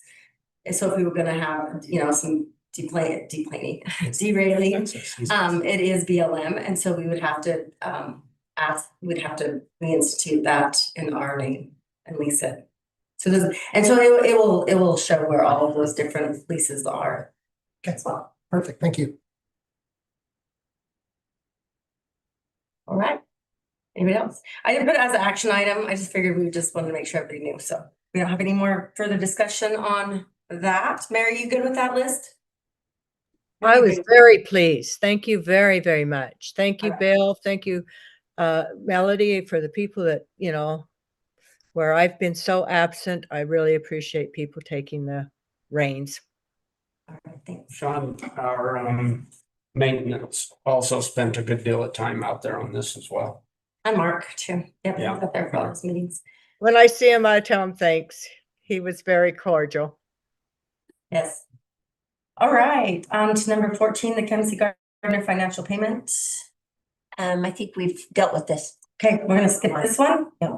All right, so I'm not going to ask for general commission reports and tonight, but if does anyone have anything that they just, go ahead, Jacques.